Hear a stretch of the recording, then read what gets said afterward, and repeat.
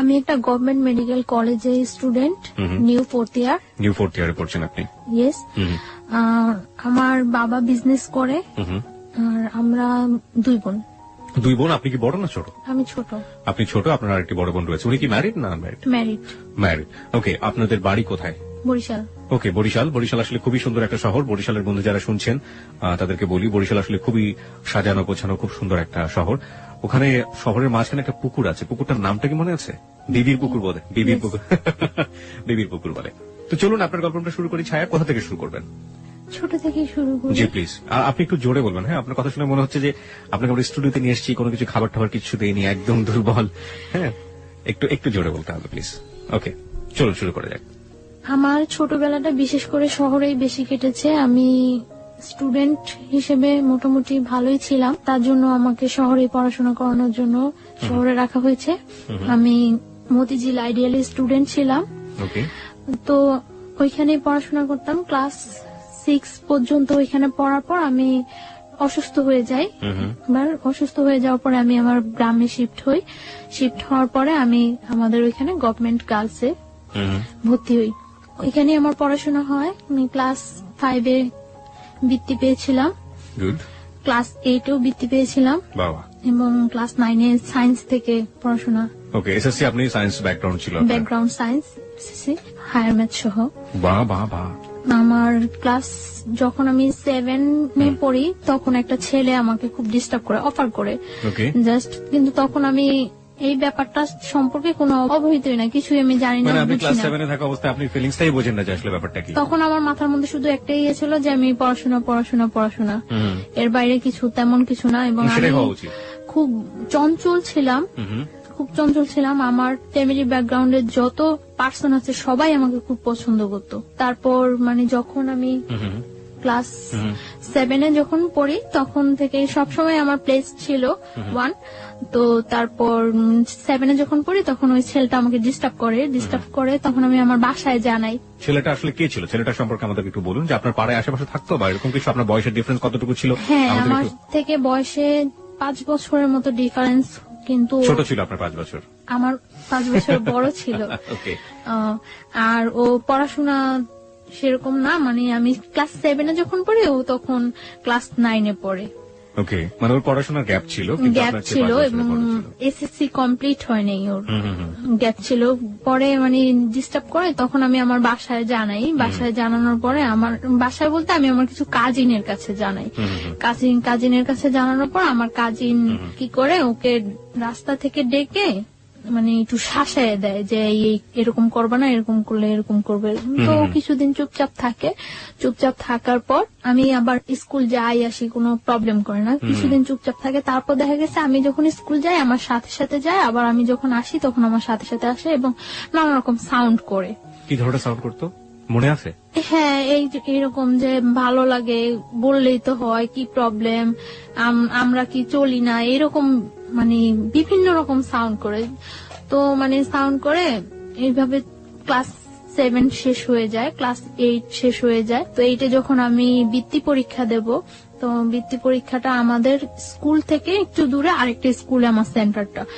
তো ওই স্কুলে যাই আমি বৃত্তি পরীক্ষা দেই। তো পরীক্ষার মধ্যে ও হলের পিছন দিয়ে ওয়াল টপকায় হলের ভিতরে ঢুকে। তো ভিতরে ঢোকার পরে আমার সাথে কথা বলার জন্য আমার দাঁড় করায়। তারপরে কথা বলার জন্য দাঁড় করানোর পরে আমি বলি যে আপনি আমাকে এইভাবে ডিস্টার্ব করতেছেন, আমার পরীক্ষা চলতেছে, এটা কিন্তু ঠিক না। তো তারপর আমি বাসায় এসে ফার্স্ট তো আমার কাজিনদের কাছে আমি আবারও বলি। তো ওনারা বলে যে বাসায় কিছু বলিস না, এটা বাসায় বললে হয়তো সবাই টেনশন করবো। তো ওনারা আবার ওকে ডাইকা বলে যে তোমার একবার শাসাই দিলাম, ইয়ে হয় নাই, আরেকবার এরকম করলে কিন্তু একেবারে মাইরাটে পাটা ভাঙিয়ে দেবো, এরকম ভেঙে দেবে, এরকম কিছু বলে। কারা বলতো? আপনার কাজিন বলতো? কাজিনরা বলতো। ছেলে আপনার বাবা মাকে কাউকে জানাই না, মানে আমার কোনো প্রবলেম হলে আমি ওদেরকেই জানাইতাম। আপনি বাবা মাকে কেন জানাতেন না এটা আমাদের একটু বলবেন? হেজিটেট ফিল করতেন নাকি কোনো ভয় পেতেন, না কোনো সমস্যা? হ্যাঁ, হেজিটেট ফিল করতাম। দ্বিতীয়ত আমার আব্বু খুব একটু সেনসিটিভ টাইপের লোক, মানে কোনো ভেজাল বা আমাদের ওইখানে যে আমার আব্বুকে পছন্দ করে না এরকম কেউ নাই। তো তার জন্য আমি আমার আব্বুকে কিছু বলতে পারতাম না। আমার আব্বুকে আমি অনেক ভয়ও পাইতাম, কিছু বলতাম না। মানে আপনি আপনার আব্বুকে অনেক ভয় পেতেন? আর আপনার মা? আমার মাকেও আমি কিছু বলিনি, কারণ আমি যে কোনো প্রবলেম করলে ওদেরকে বললে এটা সলভ হয়ে যায়। এখানে আমি একটু নোট করতে চাই সবাইকে, দেখবেন যে এই বয়সে, বিশেষ করে ও কিশোরী বয়স, ক্লাস 7 এর কথা বলছে, এই সময়টায় বাবা কিংবা মা তার সন্তানের সবচেয়ে ভালো বন্ধু হওয়া প্রয়োজন। দেখুন, ওর জীবনে কিন্তু অনেক বড় একটা ঘটনা ঘটে যাচ্ছে এবং সেটা ও তার কাজিনদেরকে বলছে। সমস্যা কিন্তু জট পাকাচ্ছে, যেটা যদি বাবা মাকে বলতো তাহলে হয়তো সমস্যাটা অন্যভাবে হলেও সেটা সমাধান হতে পারত, কিন্তু সে তার বাবা মাকে বলেনি, কারণ তার বাবা এবং তার মা তার ক্ষেত্রে খুব বেশি ফ্রেন্ডলি না। খুব বেশি ফ্রেন্ডলি না হলে এই ঘটনাগুলো বা এই গল্পগুলো আসলে বলা যায় না। যাই হোক, তারপরে কি হলো? তারপর মানে ও চুপচাপ থাকে, অনেকদিন চুপচাপ থাকে। আমি ক্লাস 8 শেষ করি, 9 শুরু হয় আমার, 9ও প্রায় অর্ধেকটা শেষ হয়ে যায়। জি। তারপর আমার কিছু মানে নিউ ফ্রেন্ড হয়, কিছু আগের ফ্রেন্ডরা আমার থেকে আগের ফ্রেন্ডরা দূরে সরে যায়, আবার কিছু নিউ ফ্রেন্ড হয় আমার। তো নিউ ফ্রেন্ডদের সাথে আমি খুব খুব চঞ্চল থাকি, খুব এনজয় করি, কিন্তু আমার পড়াশোনাটা খুব সিরিয়াসলি খুব ভালোভাবে চলছে আমার পড়াশোনাটা। তারপর যখন 10-এ আমি পড়ি, তখন মানে আমার টেস্ট পরীক্ষার কিছুদিন আগে মানে ছেলেটা খুব বেশি ডিস্টার্ব করা শুরু করে, খুব বেশি ডিস্টার্ব করে মানে রাস্তায় দাঁড়া করায়, মানে চিঠি দেওয়ার চেষ্টা করে, এরকম ফোন করার চেষ্টা করে আমাদের বাসায়, বা অনেক সাইন সিম্পটম করে, যেটা আমি বুঝি যেটা ও করছে। তো আমার কাছে জিনিসগুলো খুব খারাপ লাগে। তো একদিন আমি আমার স্কুলের মধ্যে যখন মানে আমার ফ্রেন্ডদের সাথে আমি ছিলাম, তো স্কুল থেকে বের হয়েছি মতন স্কুলের সামনে ও মানে আমাকে অনেক ফ্রেন্ডদের মধ্যে দাঁড় করায়, সব ফ্রেন্ডদের বলছে সরে যাওয়ার জন্য। সবাই সরে যাওয়ার পরে আমি খুব বিরক্ত হই এবং খুব রাফ বিহেভ করি ওর সাথে। কি করেন আপনি? দেখুন, আপনি রাফ বিহেভ না বলে আপনি বলুন যে আপনি যেটা করেছিলেন সেটাই। হ্যাঁ, রাফ বিহেভটা হলো আমি ওর সাথে খুব উচ্চ স্বরে কথা বলি। উচ্চ স্বরে কথা বলার পরে মানে, কেন আমাকে দাঁড় করাইছেন, এইরকম করতেছেন কেন, আপনি কি আমার যোগ্য নাকি, এইভাবে আমি অনেক কথা বলি। গালি টালি দিয়েছিলেন? না, গালি টালি না, আমি ওইটা কখনোই পারি না। So let's practice today. তারপর মানে আমি একটু মজা করছিলাম। আমি একটু জানি যে ওই ছেলেটা তখন আপনার সাথে কি করলো, আপনি যখন রাগারাগি করছিলেন? ওকে চুপ করে বসেছিল? না, চুপ করে নাই, ও মানে দাঁড়ায়, অনেক চোখগুলা অনেক লাল থাকতো, ওর চোখ টোক বড় করে অনেক ইয়ে হয়েছে। তো আমি এক পর্যায়ে আমি ছেলেটাকে একটা চড় মারি। এক পর্যায়ে ছেলেটাকে আমি কথা কাটাকাটি হয়, এক পর্যায়ে চড় মারি। এখন একটা স্কুলের সামনে অনেক স্টুডেন্ট থাকে, অনেক লোকজন ছিল, এমনকি মানে ওই স্কুলের সামনে ঝালমুড়ি আলারা পর্যন্ত ওর ফেভারে ছিল, সবাই আমাকে মানে ওর কথা বলতো। তো চরমারি এটা ওর খুব গায়ে লাগে। গায়ে লাগার পরে কিছুদিন পর ও আমার একদিন স্কুলের মধ্যে যায়। আপনার স্কুলের মধ্যে যখন যাচ্ছে সেই ঘটনাটা আমি আসবো, তবে তার আগে আমাকে বলেন তো, এই ঝালমুড়িওয়ালাও তার ফেভারে ছিল, মানে সবাই ফেভারে ছিল, মানে ব্যাপারটা ঠিক বুঝতে। ও কি একই স্কুলে পড়তো আপনার? না, আমি গার্লসে পড়তাম। আচ্ছা। ও বয়েজে পড়তো। আমি যখন ক্লাস 10-এ পড়ি তখনও ও এসএসসি কমপ্লিট করতে পারে নাই। না, আমি জানতে চাচ্ছি যে ফেভারে ছিল মানেটা কি? ও কি খুব পপুলার ছিল ওই মুহূর্তে ক্যাম্পাসে বা ওরকম কিছু? না, পপুলার ছিল না, ও ওইখানে খুব যাতায়াত করতো, ও দেখতে সুন্দর ছিল, মানে যে কোনো কারোর সাথে কথা বললে তাকে খুব ইজি ম্যানেজ করতে পারে। ঠিক আছে, তারপরে কি হলো? তারপরে আপনার চর মারার পরে আপনি বলছিলেন যে চর মারার পরে কিছুদিন যায়, মনে হয় 4-5 দিন যায়। 4-5 দিন গ্যাপের পরে ও একদিন আমার স্কুলে যায়। তো আমি কলের কাছে ছিলাম, কলের কাছ থেকে আমি ঘুরে আসতে নেওয়ার পরে আমি হঠাৎ ওকে দেখে আমি মানে যেই পথে আসতেছিলাম ওটা ব্যাক করে অন্য পথে আসতে নেই। তো আমার তখন একটু ভয় কাজ করে, মানে আমি দেখতেছি যে ও কয়েকটা ছেলে নিয়ে ঢুকছে, তো ভয় কাজ করে। তারপর আমি ওই ঘুরে আসতে নিলে ও মানে দৌড়ে ঘুরে এসে আমার সামনে দাঁড়ায় আমার হাতে ধরে টান দেওয়ার পর আমি মানে ওইখানে আমি হাত ছাড়েন বলে উঠি। তারপরে কিছু মেয়েরা থাকে পিছনে, তারা ওইখানে আসার পর মানে ও আমাকে বলতেছে যে তুমি আমার ওই দিন যে অপমানটা করছো কাজটা ঠিক করো নাই, আমি তোমার একদিন হইলেও আমার বাসায় নিয়ে ছাড়বো, একদিন হইলেও আমার ঘরে ভাত রান্না করামো তোমাকে দিয়ে। তো আমি বলছি আচ্ছা ঠিক আছে, পারলে কইরেন। এরকম কথা বলার পরে প্রেক্ষিতে মানে ও তখন চলে আসার পরে অনেক দিন যাবত গ্যাপ থাকে। আমার এসএসসি কমপ্লিট হয়ে যায়, ওকে আমি দেখি না। এসএসসি কমপ্লিট হয়ে যায়, আমি তো মনে করছি ও মনে হয় চলে গেছে, কোথাও ইয়ে হয়ে গেছে। এসএসসি কমপ্লিট হয়ে যায়, আমি ঢাকা আসি। আমি আগে আমাদের ওইখানে কলেজেই ভর্তি হই আর পরে ঢাকা আসি। তখন ওই ইয়ারের সিস্টেম ছিল, মানে পয়েন্টেই ভর্তি করানোর জন্য ওই ইয়ার সিস্টেম হয়। তো আমি হোলি ক্রসে ভর্তি হই, ফার্মগেট হোলি ক্রসে ভর্তি হওয়ার পর আমি এখানে একেবারে শিফট হয়ে যাই ফার্মগেট হোস্টেলে। এখানে পড়াশোনা করে মাঝে মাঝে বাড়ি যাওয়া হয়, ঈদে বাড়ি যাওয়া হয়। এমনিতে ততটা বাড়ি যাওয়া হয় না, খুব ইয়ে থাকে আমার উপরে, খুব প্রেশার থাকে পড়াশোনার উপর যে আমার রেজাল্ট ভালো করতেই হবে। তো আমার চলছে, ভালোই পড়াশোনা চলছে। ইন্টার পরীক্ষা দেওয়ার পরে বাড়ি যাই অনেক দিন থাকি বাড়িতে। ওকে। যতদিন পর্যন্ত রেজাল্ট না হয় বাড়িতে থাকি। রেজাল্ট হওয়ার কিছুদিন আগে আমি ঢাকা আসি মেডিকেলের জন্য কোচিনে এডমিট হই। তো এখানে কোচিন টুচিন করার পরে মেডিকেল আমি এডমিশন দিই। মেডিকেলে এডমিশন দেওয়ার পরে আমার মেডিকেলে চান্স হয়। চান্স হওয়ার পরে ওইখানে ভর্তি টর্তি হওয়ার কিছুদিন পরে ক্যাম্পাস বন্ধ হওয়ার পরে আমি বাড়ি যাই। ফার্স্টলি বাড়ি যাওয়ার পরে আমি আমার ওই ফ্রেন্ডদের সাথে এমনি কন্ট্যাক্ট হয়। এর মধ্যে একটা ফ্রেন্ড ঢাকায় এডমিট হয়েছে ইডেন কলেজে, তো ওর সাথে ভালো কন্ট্রাক্ট থাকে। তো বাড়ি যাওয়ার পরে সবার সাথে কন্ট্রাক্ট হয়। কন্ট্রাক্ট হওয়ার পর আমরা ঠিক করি যে একদিন টিচারের সাথে দেখা করবো। আমরা বাড়িতে যে হায়ার ম্যাথ যে টিচারের কাছে করতাম ওই টিচারের কাছে দেখা করবো। ওই টিচার হলো বরিশাল মদনমোহন কলেজের টিচার। মদনমোহন কলেজের টিচারের সাথে দেখা করব। তো ওই টিচারের কাছে দেখা করার জন্য আমরা যাই, সকালবেলা যাই। আমি ওই দিন আমি চলে আসবো ঢাকা, তার জন্য আমি সকালবেলায় যাই যে আমার বিকালে ঢাকা চলে আসতে হবে। বরিশাল থেকে আসার ওয়েটা বিকালে। তো আমি সকালবেলা যাই, যাওয়ার পরে মানে অনেকক্ষণ হয়ে যায়, আমার ফ্রেন্ডরা কেউ আসে না। তারপর আমি ফোন করি সবাই, কি ব্যাপার তোমরা আসো না কেন? বলতেছে আমাদের তো আজকে পিকনিক, তো একটা কাজ করি আমরা সবাই রেডি হয়ে আসি দেখা টাকা করে চলে যাব। তো আমি বলতেছি আচ্ছা ঠিক আছে আসো, আমি কিছুক্ষণ ওয়েট করি। তারপর আসছে ওরা, আসার পরে ওরা বলতেছে আমাদের সাথে চল। আমি বলতেছি না আমার তো আজকেই ঢাকা যেতে হবে, আর তাছাড়া আমি বাসায় বলে আসিনি, আমার আম্মু অনেক রাগ করবে, সবাই অনেক রাগ করবো, আমি বলে আসিনি, এটা কিছুতেই সম্ভব না যাওয়া। পরে বলতেছে আচ্ছা আমরা তো তোর বাসার সামনে দিয়ে যাব, তুই আমাদের সাথে চল, তোকে শিফট করে দিয়ে চলে যাবো আমরা। তো আমি আচ্ছা ওকে ঠিক আছে। তো আমি একটা মাইক্রো, ওরা এই মাইক্রোটাতে করে আসছিল, আমি ওই মাইক্রোতে ওরা উঠে আমি পথ থেকে নেমে যাবো, তো আমি লাস্টে উঠি। ওঠার পরে আমি যখন মানে উঠে আমি নক করি, পরে ঘোরার পরে আমার আর কিছু মনে নেই। আচ্ছা আচ্ছা, এখানে যে কি হয়েছিল আমি কিছুই বলতে পারবো না, জাস্ট আমি একটা স্মাইলের মতো ফিল করছি। তারপর আমি আর কিছু মনে নেই, আমার সেন্স ছিল না। আমার যখন সেন্স আসে তখন সন্ধ্যার দিকে আমি ফিল করতেছি যে তখন সন্ধ্যা জাস্ট আজান হচ্ছে এরকম সময়, এবং তখন আমি দেখতেছি যে আমি মাওয়া ঘাট ওভার করেছি, just Postogola bridge, Dhaka Postogola bridge. কিন্তু আমি তখন মুখে কিছু বলতে পারছি না এবং কোনো কিছু, আমি জাস্ট একবার কি দুইবার চোখ খুলে আবার চোখ অফ হয়ে গেছে। তারপর আমি আর কিছু বলতে পারবো না। যখন আমার সেন্স আসছে রাত্রে, তখন প্রায় 2:30 কি 3টা বাজে মনে হয়, আমি ওইরকম মনে হচ্ছিল আমার কাছে 2:30 কি 3টা বাজে। তখন আমি যে জায়গা ওই জায়গাটা টাঙ্গাইল, মানে আমি ব্যাক আসার সময় দেখেছি যে ওটা টাঙ্গাইল, কিন্তু তখন আমি জানি না ওটা যে টাঙ্গাইল।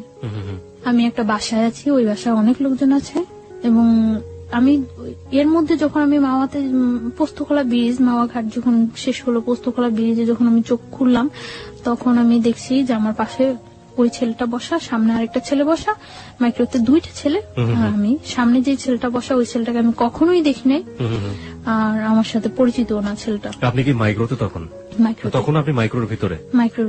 তখন আমি এর মধ্যে যে 2বার চোখ খুললাম, তখন আমি দেখতে পেয়েছি যে আমার সামনে ছেলেটা ড্রাইভারের পাশে বসা, যাকে আমি কখনোই দেখিনি এর আগে, আর আমার পাশে ওই ছেলেটা।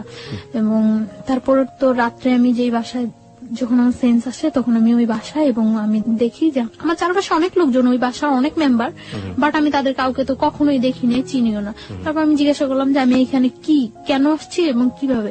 তারপর বললো যে তুমি এখানে কোনো শব্দ করবে না, সাউন্ড করবে না, এখানে যদি কোনো সাউন্ড করো তোমারই কিন্তু প্রবলেম হবে, তো এখানে কোনো সাউন্ড টাউন্ড করবে না, চুপচাপ শুয়ে থাকো। তারপর বললাম যে কেন আমি চুপচাপ শুয়ে থাকবো, আমি এইখানে আসলাম কিভাবে, আমি তো এখানে আসা না, আমার তো আজকে ঢাকা যাওয়ার কথা। তারপর বলতেছে তুমি ঢাকায় আসো, প্রবলেম নাই। ওই বাসায় একটা মহিলা বলতেছে আমাদের, তুমি ঢাকায় আসো, প্রবলেম নাই, চুপচাপ শুয়ে থাকো, আমরা কিন্তু লোক বেশি ভালো না, বেশি সাউন্ড করবা একেবারে জবাই করে দেবো। আমি তারপর চুপচাপ শুয়েছিলাম। সকাল হওয়ার পর আমি দেখলাম যে ওই ছেলেটা আসছে ওই বাসায়, ওই বাসায় ছিল না, আমি ছিলাম ওই বাসায়, আসছে। এবং আসার পরে মানে এতক্ষণ তো আমি সবার সাথে কন্টিনিউ ছিলাম, আসার পরে আমাকে একটা রুমে আলাদা করে মানে বসিয়ে আমার হাত পা বেঁধে দেওয়া হয়েছে। বেঁধে তারপরে ও বলতেছে এবার বুঝছো আমার সাথে খারাপ ব্যবহার করার কি ফল, আমি তো তোমার আগেই বলছিলাম যে আমার সাথে রাফ বিহেভ করে কিছু করতে পারবো না, আমার সাথে খারাপ ব্যবহার করার ফল বুঝছো। আমি বলছি যে আপনি কেন নিয়ে আসছেন আমাকে এখানে। পরে বলতেছে দেখো আমি তোমার নিয়ে আসছি, আমি তোমার কোনো ক্ষতি করবো না, তুমি আমাকে বিয়ে করো, সবকিছু ঠিক হয়ে যাবে, তুমি বিয়ের কন্ডিশনে তুমি যেটা বলবো সেটাই ওকে। পরে আমি বলছি কেন আমি আপনাকে বিয়ে করব? আমি তো আপনাকে বিয়ে করার প্রশ্নই জাগে না। আপনি নিজের অবস্থানটা আর আমার অবস্থানটা চিন্তা করেন। আমি একটা মেডিকেল স্টুডেন্ট আর আপনি একটা যে কোনো ওয়েই নেই আমার সাথে আপনার বিয়ে হওয়ার মতো। আমি কেন আপনাকে বিয়ে করবো? আপনি যে আমাকে এখানে তুলে নিয়ে আসছেন, এটা যদি কেউ জানে আপনার যে কি অবস্থা হবে একবার চিন্তা করছেন? পরে বলতেছে আমি তো তোমাকে তুলে নিয়ে আসছি, এটা তো কেউ জীবনে জানবো না, সবাই তো জানে তুমি আমার সাথে পালায় চলে আসছো। আমি বলছি হোয়াট, আমি আপনার সাথে পালায় আসছি মানে? পরে বলতেছে তোমাকে আমি নিয়ে আসছি তখন সকাল 8:30, আর 9:30 মধ্যে অত্র এলাকার এমন কোন লোক নেই যে জানে যে তুমি আমার সাথে পালায় আসছো। আমি মানে কি? পরে বলতেছে এটাই, তুমি তো এটাই বুঝলা না আমি যে কি করতে পারি। তোমাকে আমি নিয়ে আসার পরে আমার বন্ধু বান্ধব হইতে সবাই এলাকায় পাবলিশ করে দিছে যে আমি তোমার সাথে, তুমি আমার সাথে পালায় আসছো, আর তোমার সাথে যে আমার আগে থেকে একটা ইয়ে হইতেছিল এটা তো সবাই জানে। পরে আমি বলতেছি আশ্চর্য, এই কথা কেউ বিশ্বাস করবে না যে আমি আপনার সাথে পালায় আসছি। আমি আপনার সাথে পালায় আসতে যাবো কেন? পরে বলতেছে কেউ বিশ্বাস করবে না, কিন্তু করানো হয়েছে, সবাই এখন জানে যে তুমি আমার সাথে পালায় আসছো, বিশ্বাস করো না।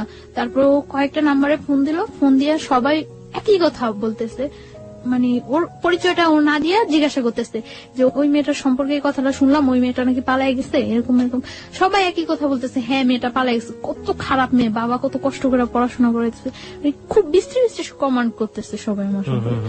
আমি কান্না শুরু করে দিচ্ছি। পরে বলতেছে কান্না করে কোনো লাভ নেই, যা হওয়ার হয়ে গেছে, তুমি মাইনে নাও, বিয়ে করো। আমি জীবনেও না। তারপর ও চলে গেছে, চলে যাওয়ার পরে দুপুরে আমাকে খাইতে দিচ্ছে, এই পর্যন্ত আমাকে কোনো কিছু খাইতে দেয়নি, দুপুরে আমাকে ওই বাসায় খাইতে দিছে শুটকি, বেগুন, ভাত খাইতে দিচ্ছে, যা আমি কখনোই খাইনি এর আগে। খাইতে দেওয়ার পর আমি খাই নাই, না খাওয়ার পরে ও এসে আমার বলতেছে সোজাসুজি খাও, না হলে কিন্তু মারবো। আমি বলছি আপনি আমাকে মারবেন কেন? আপনি মারার কি আমাকে? আমাকে আমার বাবা মা পর্যন্ত কখনো টাচ করে নেয় আর আপনি মারবেন? পরে বলতেছে আমি মারার কে, তুমি দেখবা। পরে বলতেছে খাও। পরে আমি বলছি না আমি খাবো না, আমি এই খাবার খাবো না। পরে বলছি কি খাইবা? আমি বলছি আমি কিচ্ছু খাবো না, আমার বাড়িতে নিয়ে আসেন, আমার বাড়িতে দিয়ে আসেন। আপনারা আমার বাড়িতে না দিয়ে আসেন, আমার বাড়ি কারোর সাথে কন্ট্যাক্ট করতে দেন, সে এসে আমার বাড়ি থেকে লোকজন এসে আমাকে নিয়ে যাবো। ইম্পসিবল, তুমি তো তোমার বাড়ি থেকে আর কখন জীবনেও কন্ট্যাক্ট করতে পারবে না, তুমি আর জীবনেও তোমার বাড়ি কারোর কাছে যাইতেও পারবো না, কন্ট্যাক্ট করতে পারবে না। তারপর চলে গেছে, তো আমি আর কি বলবো, চুপচাপ ছিলাম, আমি খাইনি। তারপর রাত্রে আবার আসছে, রাত্রে এসে বলছে তুমি চিন্তা করছো, ডিসিশন নিছো, কি করবা? আমি বলছি ডিসিশন নেওয়ার কিছু নেই, আমার পক্ষে আপনাকে বিয়ে করা সম্ভব না, আর আগে তো যা ছিল এখন তো আরো আগে সম্ভব না। আপনি কত বড় একটা অপরাধ করছেন, আপনি আমার তুলে নিয়ে আসছেন না জানে, তারপরে আনছেন টানছেন সবার কাছে আবার এটা প্রকাশ করে দিচ্ছেন আমি আপনার সাথে পালাই আসছি, কত খারাপ কাজ করছেন, ইম্পসিবল, আমি আপনাকে কখনোই বিয়ে করবো না। পরে বলতেছে তুমি বিয়ে করবা, পরে তুমি আমার সাথে সংসারও করবা, আমার কাছেই থাকবা তুমি। বলছে না আমি কখনো এই কাজ করবো না, আমি আপনার বিয়ে করবো না, আপনি যদি আমার মায়েরাও ফেলান তারপর আমি আপনাকে বিয়ে করবো না। তারপর বললো মায়েরা ফেললো বিয়ে করবো না, না আমি বলছি না করবো না। তারপর বলতেছে যে খাও, এখন ডিম ভাজি আর ভাত নিয়ে এসছে খাওয়ার জন্য। যে জায়গায় নিয়ে গেছে ওই ফ্যামিলিটা ততটা এস্টাবলিশড ফ্যামিলি না, কিন্তু মানে লোকগুলা খুব ভালো না, এটা আমার কাছে আমি ফিল করতে পারছি যে লোকগুলো খুব ভালো না। তারপর বলতেছে খাইবা না? পরে আমি বলছি না খাবো না। তারপরে তখন আমার অনেক মানে চুল ছিল, বড় চুল ছিল, আমি তখন বোরকা পরি না, চুল ছিল। তখন বলতেছে যে এখন যদি আমি তোমার চুলগুলি সব কাটে দিই তারপর কি তুমি খাইবা? আমি বলছি আপনি আমার চুল কাটবেন কেন? তোমার চুল কাইটা, তোমার চুল একেবারে মানে চুরি করলে মানুষ যেভাবে চুল কাটে ওইভাবে চুল কাইটা তোমার যদি একেবারে চেহারা নষ্ট করে সব ইয়ে করে যদি তোমার রাস্তায় ছেড়ে দেয় তারপরে কেমন হইব? তার চেয়ে বরং তুমি স্বাভাবিক আমাকে বিয়ে করো, বিয়ে করার পরে তুমি যদি পড়াশোনা করতে চাও, সব যা করতে চাও সবকিছু ঠিক আছে, আমি তোমার পড়াশোনা করাম। না আমি আপনাকে বিয়ে করবো না। পরে এভাবে আরো 2-3 দিন চলে গেল, হ্যাঁ না খাওয়া, আমি খুব উইক হয়ে যাচ্ছি, না খাওয়া 2-3 দিন চলে গেছে। 2-3 দিন চলে যাওয়ার পরে টর্চার করা শুরু করলো। টর্চার বলতে কি এমনিতে কোনো টর্চার না, জাস্ট চর মারতো, আর আমার মানে পা বাঁধা এইভাবে বাইধে রাখছিল, তো পায়ের নখের মধ্যে পাড়া দিয়ে দাঁড়ায় থাকতো, যেটা খুব পেন ফিল হতো, কারণ নখ তো খুব সেন্সিটিভ জায়গা, ওইখানে পাড়া দিলে খুব পেন ফিল হতো। তখন আমি মানে চিল্লাইতে চাইলে মুখ বন্ধ করে ধরে রাখতো।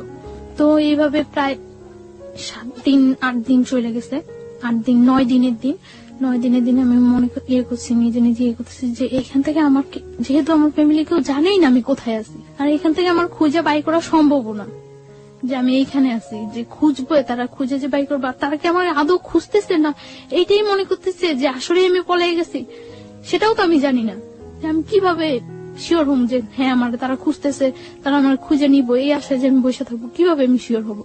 তারপর আমি ইয়ে করলাম যে না, আমি ওর ওয়েতে রাজি হয়ে যাই, তবে কিছু কন্ডিশন দিয়ে। তারপর ও আসে রাত্রে আসার পর ওই বাসায় থাকে না, ওই বাসায় শুধু আমি থাকি। ওই বাসায় থাকে না, একটা ঘরের মধ্যে আমাকে আটকে রাখছিল। ঘরটা হলো অর্ধেক টিন অর্ধেক মাটি, এরকম ঘর। তো আমি তারপর আসার পরে আমি বলছি আচ্ছা ঠিক আছে, আমি আপনার বিয়ে করতে রাজি, তবে সত্য আছে। সত্য সত্য হলো আমার পড়াশোনা শেষ না হওয়া পর্যন্ত আমি আপনার সাথে কোনো রিলেশনে যেতে পারবো না। যেহেতু আমার ক্যারিয়ার আছে, আমি মেডিকেল স্টুডেন্ট, আমার এত কষ্ট করে যেহেতু আমি এতটুকু আসছি, আমার ইয়াটা শেষ হোক, সেটা আপনার জন্য বেটার হবে, আমার জন্য বেটার হবে। যেহেতু আপনিও ততটা এস্টাবলিশড না, তখনও একটা চাকরি করতো নাকি, ওই যে অনেকদিন আগে চলে আসছে দেশ থেকে, আসে ঢাকা একটা চাকরি করতো। তো বললো যে এটা কি, এই কথা কি থাকবো? আমি বলতেছি হ্যাঁ এই কথা থাকবো, আমি পড়াশোনা করা পর্যন্ত আমাকে আপনি কোনো ডিস্টার্ব করবেন না, আমি তো বিয়ে তো করছি না। আর তারপরে বলতেছে ওকে। আপনি আসলে ডিস্টার্ব না করা বা রিলেশন বলতে আসলে কি বোঝালেন, যে ফিজিক্যাল রিলেশনের কথা? ফিজিক্যাল বা মেন্টালি বা ওর পরিবারে নিয়ে সংসার, যাওয়া, হ্যাঁ। মানে সবকিছু থেকে যাতে অ্যাভয়েড করতে পারি সবকিছু। আমি ওকে বললাম যে দেখেন, আপনি তো খুব ভালো করে জানেন যে আমি মেডিকেলে পড়াশোনা করি, আমার রেজাল্ট কি বা আমার ক্যারিয়ারটা কেমন হতে পারে। আর আমার ক্যারিয়ার, আমি যদি আপনাকে বিয়ে করি তাহলে তো আপনার ক্যারিয়ার, আমার ক্যারিয়ারের সাথে আপনিও তো জড়িয়ে গেছেন, তাহলে আমার একটা ভালো ক্যারিয়ার হলে সেটা আপনার জন্য ভালো হবে। তো আপনি আমাকে কয়েকটা বছর সময় দেন, আমার ইয়েটা শেষ হোক, পড়াশোনাটা শেষ হোক, তারপরে আমি আপনার সব ওয়ে মাইনে নেব। সেই পর্যন্ত আপনি আমাকে কোন রকম জোড়াজুড়ি বা কোন রকম ইয়ে করতে পারবেন না। পরে বলতেছে আচ্ছা ঠিক আছে। তারপর মানে ওই দিন রাত্রে চলে যায়, সকালে ও একজন লোক নিয়ে আসে। লোকটাকে, এটা কি কাজী না উকিল না কি আমি কিছুই জানি না, একটা লোক নিয়ে আসে, স্টাম্প নিয়ে আসে। স্টাম্পের মধ্যে ওই লোকটা আমার একটা ছবি তোলে আর ওর একটা ছবি তোলে, দুইটা ছবি পাশাপাশি রেখে পিন আপ করে দেয়। পিন আপ করে ওই লোকটা স্টাম্পে যে কি লেখে সেটাও আমি জানি না, জাস্ট স্টাম্পের মধ্যে আমি সই করে দেই। তাও আমি মানে সই করার সময় ভাবতেছি যে আমি কি সই করব না করব না করব না করব না, ওটা সারা জীবনের প্রশ্ন, কি করব আমি। তখন আমি সই করার সময় ভাবতেছি, তখন ও আমার একটা চড় মারলো লোকটার সামনে একটা চড় মারার পরে বলতেছে যে আগেই তো কথা হয়ে গেছে, এখন আবার এরকম করার কি আছে। লোকটা মনে করতেছে না যে আমি তোমার জোর করে নিয়ে আসছি। পরে আমি আমার ফুল নেমটা অর্ধেক লিখি আর বাকিটা লেখি না। ফুল নেমের অর্ধেক লিখি, ও সই করে দেয়। সই করে দেওয়ার পর ওই দিনই মানে সকালে 8টার দিকে ইয়ে হয়, 9টার দিকে ওই বাসা থেকে বের হয়ে আসে, নিয়ে আসে। বাসা থেকে বের হওয়ার পরে যখন বাসে উঠি তখন দেখি যে এটা টাঙ্গাইল। তো ঢাকা নিয়ে আসে, ঢাকা নিয়ে আসার পরে আমি ওই দিনই ঢাকা, আমি আমার হোস্টেলে চলে যাই। আমি বলি যে আমি আমার হোস্টেলে চলে যাই, আপনার সাথে বিয়ে তো হয়ে গেছে। আমি হোস্টেলে উঠি। হোস্টেলে ওঠার পরে 2-3 দিন ভালো যায়, কোনো ইয়ে করে না। আমি আমার ফ্যামিলির সাথে যোগাযোগ করার চেষ্টা করি যে কি করব আমি এখন। আমার ফ্যামিলির সাথে যোগাযোগ করার জন্য অনেক চেষ্টা করি, বাট আমার ফ্যামিলির সাথে কোনো কন্ট্যাক্ট করতে পারি না। কেন পারেন না? মানে বাড়ির যে নাম্বারটা, ওই নাম্বারটা অফ থাকে, ওই নাম্বারটা অফ। আর অন্য কোন নাম্বার আমার কাছে মনে নেই, আমার মানে ইয়া থাকে না। তারপর আমি অনেক ট্রাই করার পরে আমি আমার মানে দুলাভাইয়ের সাথে, বোনের হাজবেন্ডের সাথে যোগাযোগ করি। যোগাযোগ করার পরে উনি বলতেছে যে আচ্ছা যা হয়েছে তো হয়ে গেছে, কেউ বিলিভ করে না যে তুমি ইয়ে করছো, তোমার নিয়ে গেছে, সবাই এটাই বিলিভ করে। আর দেখো গ্রাম তো, সমাজ তো, সবাই একটাই জিনিস বিশ্বাস করে যে তুমি ইয়ে করছো, চলে গেছো। আর এখন যদি তুমি ফিরে আসো, এটা মানে কেউ মাইনা নিব না, কেউ মাইনা নিব না, এটা সবাই তোমার বরং ধিক্কার দিব। তো আমি তারপর বুঝে বলি, অনেক বলি, বলার পরে আমি ট্রাই করি আমার ফ্যামিলির কাছে ফিরে যাওয়ার জন্য, কিন্তু তারা কেউ আমাকে নেওয়ার ইয়ে করে না। তখন আমার যে দুলাভাই, ওনার সাথে আমার বোনের জাস্ট ইয়ে হয়, এঙ্গেজ হয়, বিয়ে হয় না। তখন বলে যে দেখো এইটার কারণে হয়তো তোমার বোনের অনেকটা ইয়া ফিল করতে হতে পারে। তো উনি এই কথা বলার পর আমি মানে চুপচাপ থাকি। তারপর উনি বলে যে তুমি যেভাবে আসো ওইভাবে থাকো, তোমার যতটা হেল্প প্রয়োজন সব আমি করব, কেউ ইয়ে করবে না। তোমার হেল্পের প্রয়োজন, আমি যতটা ইয়ে করার প্রয়োজন আমি করব, তুমি পড়াশোনা করতে থাকো, আমি ট্রাই করব তোমাকে যথাসম্ভব বাহিরে পাঠিয়ে দেওয়ার জন্য। কারণ তুমি বাহিরে গেলে গিয়ে তো ওরা আয়ত্তার বাইরে চলে যাবে। জানালেন না ব্যাপারটা? হ্যাঁ জানাই, কিন্তু তারা কেউ আমাকে নেওয়ার জন্য আগ্রহ ফিল করে না। আপনি আমাকে একটু বলেন তো, খুলেই বলেন যে আপনি ফার্স্ট কখন বাবা আমাকে জানালেন, কি রিয়াক্ট করলো, আমি একটু জানতে চাই। This is a very important part of this story. হ্যাঁ, আমি যখন মানে ঢাকা আসি হোস্টেলে উঠি। হোস্টেলে ওঠার পরে তখন আমার কাছে কোনো টাকা পয়সা কিছুই থাকে না। তো হোস্টেলে ওঠার 2-3 দিন পরে আমি আমার একটা ফ্রেন্ডের নাম্বার থেকে আমার বাড়িতে ফোন করি। ফোন করার পরে বাড়ির নাম্বারটা অফ। এভাবে আরো 4-5 দিন চলে যায়, আমি কারোর সাথে কন্ট্যাক্ট করতে পারি না। তারপরে আমি হঠাৎ একদিন আমি আমার বই নাড়তেছি, বইয়ের মধ্যে আমার ওই দুলাভাইয়ের নাম্বারটা পাইছি। পাওয়ার পরে আমি আমার দুলাভাইয়ের কাছে ফোন দিছি। দুলাভাইয়ের কাছে ফোন দেওয়ার পরে ভাইয়াকে আমি সব বললাম। আপন দুলাভাই এটা? হ্যাঁ। ওকে। সবকিছু বলার পর আমার ভাইয়া বলল যে কেউ আমাকে এখন নেওয়ার জন্য প্রস্তুত না। তারপর আমি আমার মার সাথে কথা বললাম। তারাও কোনো ইয়ে করতেছে না যে তুমি যা হয়েছে তুমি চলে আসো, আমরা তোমার আবার নতুন করে পড়াশোনা করবো, আমাদের কাছে রাখবো, কোনো ইয়ে হবে না। কিন্তু তারা কেউ এরকম কোন, সবার একটাই ক্ষোভ আমি চলে আসছি। সবাই জানে যে আমি পালাই আসছি, কিভাবে আসলাম, এতটা ইয়ে করলো তারা আমার জন্য। সবাই আমাকে খুব ঘৃণা করে। তখন আমি ফিল করি যে সবাই আমাকে খুব ঘৃণা করে। তখন আমার মধ্যেও রাগ হয় যে আমি এতটা তাদেরকে সাপোর্ট দিছি, তারা যেইভাবে চাইছে আমি ঠিক ওইভাবে পড়াশোনা করছি, ওইভাবে ইয়ে হয়েছি। এই মানুষগুলো আমাকে এতটা ভালোবাসতো, আর সামান্য কয়টা দিনের ব্যাপারে এই মানুষগুলো আমার এতটা অবিশ্বাস করে। আমার মধ্যেও খুব রাগ হয় তখন যে আমি বারবার ফোন করতেছি, বারবার চেষ্টা করতেছি তাদের কাছে যাওয়ার জন্য, কিন্তু কেউ রেসপন্স করতেছে না। একটা লোক বলতেছে না যে আচ্ছা তুমি আসো, বা আমরা আসতেছি তোমার নিয়ে যাবো, বা তুমি আমাদের কাছেই থাকবা, আগের মতো যা হয়েছে সব ভুলে যাও। কেউ আমাকে এই সাপোর্টটা দেয় না। সবাই বলে যে এই কাজটা তুমি কিভাবে করলা, এই কাজটা তুমি কিভাবে করলা। কেউ আমার কথা বিশ্বাসই করে না যে আমি এই কাজটা করি নাই। প্রত্যেকটা মানুষ আমাকে ধিক্কার দেয়, প্রত্যেকটা মানুষ, যে মানুষগুলো আমাকে এত ভালোবাসতো ওই মানুষগুলো প্রত্যেকটা মানুষ ধিক্কার দেয়। তারপর আমি ইয়ে করি যে যা হয়েছে তারা যখন আমার চাই না, আমি আমার নিজে পাই যেইভাবেই হোক দাঁড়াইতে হইবই, আমি যেইভাবেই হোক আমার পড়াশোনাটা চালিয়ে যেতে হবে। এর জন্য যদি আমার ওই ছেলের সাহায্য নিতে হয় আমি তাও নিব। তারপর আমার ভাইয়া বলে যে তোমাকে যতটুকু সাপোর্ট করে আমি করব, তবে আমি এটা করতে পারবো না যে তোমার আমি নিয়ে আসবো, এটা আমি পারবো না। তোমাকে আমি সাপোর্ট করব, তুমি পড়াশোনা করতে থাকো, আমি ট্রাই করতে থাকি তোমাকে যেভাবে হোক বাইরে পাঠিয়ে দেওয়ার জন্য। বাইরে পাঠাইলে তোমার ক্যারিয়ারটাও ঠিক হয়ে যাবে, তুমি কয়েক বছর বাইরে 4-5 বছর বাইরে থাইকে আসলে সবকিছু দেখবে ঠিক হয়ে যাবে। তারপর আমি ভাইয়ার কথা মতো ইয়ে করতে থাকি। তো এটা যেভাবে হোক জানতে পারে যে আমি আমার ফ্যামিলিতে কন্ট্রাক্ট করছি, জানতে পারে। জানার পরে ও হোস্টেলে এখানে নানা রকম প্রবলেম করা শুরু করে। তো হোস্টেলে এখানে নানা রকম প্রবলেম করার পরে হোস্টেল থেকে আমাকে বলে দেয় যে দেখো তুমি ছাড়াও এখানে আরো অনেক মেয়েরা থাকে, সো এরকম প্রবলেম করলে তো সমস্যা, কি হয়েছে ব্যাপারটা বলো। আমি তাদেরকে কিছু বলতে পারি না, কারণ এই ব্যাপারটা কি বলার মতো কোনো ওয়ে আছে যে আমি তাদেরকে বলবো। তারপর আমি ইয়ে করি যে আমি ওরা বলি যে কি চান আপনি যে এইভাবে ডিস্টার্ব করতেছেন, আমি হোস্টেলে প্রবলেম হচ্ছে, আমার পড়াশোনার প্রবলেম হচ্ছে, কি চান। তো ও বলতেছে যে দেখো তুমি আমার বাসায় থাকো, আমার বাসায় থাকতে তো কোনো প্রবলেম নেই, বাসায় থাকো, বাসায় থেকে পড়াশোনা করো, তাহলে আমি তোমার একটা টেক কেয়ারও করতে পারবো। পরে আমি বললাম আচ্ছা ওকে, আমি আপনার বাসায় যাবো। পরে ওর বাসায় নিয়ে যায়। ওদের বাসায় ওর মা, ওর বোন, ও থাকে, 3 জন থাকে। ওদের বাসা নিয়ে যায়। বাসা নিয়ে যে ওর বলে যে সবাইরে বলে যে ওর সাথে কখনো কোনো রাগ বিহেভ হবে না, কোনো জোর হবে না, ও এখানে থাকবে, পড়াশোনা করবে, ওর মতো থাকবে ও। তো আমি ওই বাসায় থাকি। ওকে আপনাকে পরিচয় করিয়ে দেয় যে ও আমার বউ? হ্যাঁ, ওই ফ্যামিলি সবাই জানে যে ওইভাবে বিয়ে করেছে। কিভাবে বিয়ে করেছে সেটাও কি জানে না, কারণ না জানলে ওর মানে যখন আমরা টাঙ্গাইল ছিলাম তখন ওর বাড়ি থেকে ওকে সাপোর্ট দিছিল এবং টাকা পয়সার ব্যাপারে হেল্প করছিল। সো না জানলে তো পসিবল না এটা। ওকে এক বাবার একটাই ছেলে ছিল? না। কয় ভাই বোন ছিল ওরা? ওর 2 ভাই 1 বোন। ওই বড় ছিল সবার? হ্যাঁ, ও বড়। ওকে, বাবা কি করতেন ওনার? বিজনেস। ওকে, ঠিক আছে, চলুন। তারপর ওর বাসায় যাওয়ার পর ও ইন্ট্রোডিউস করে দেয় সবার সাথে এবং সব বলে যে যাতে আমার উপর কোনো প্রেশার ক্রিয়েট না করে।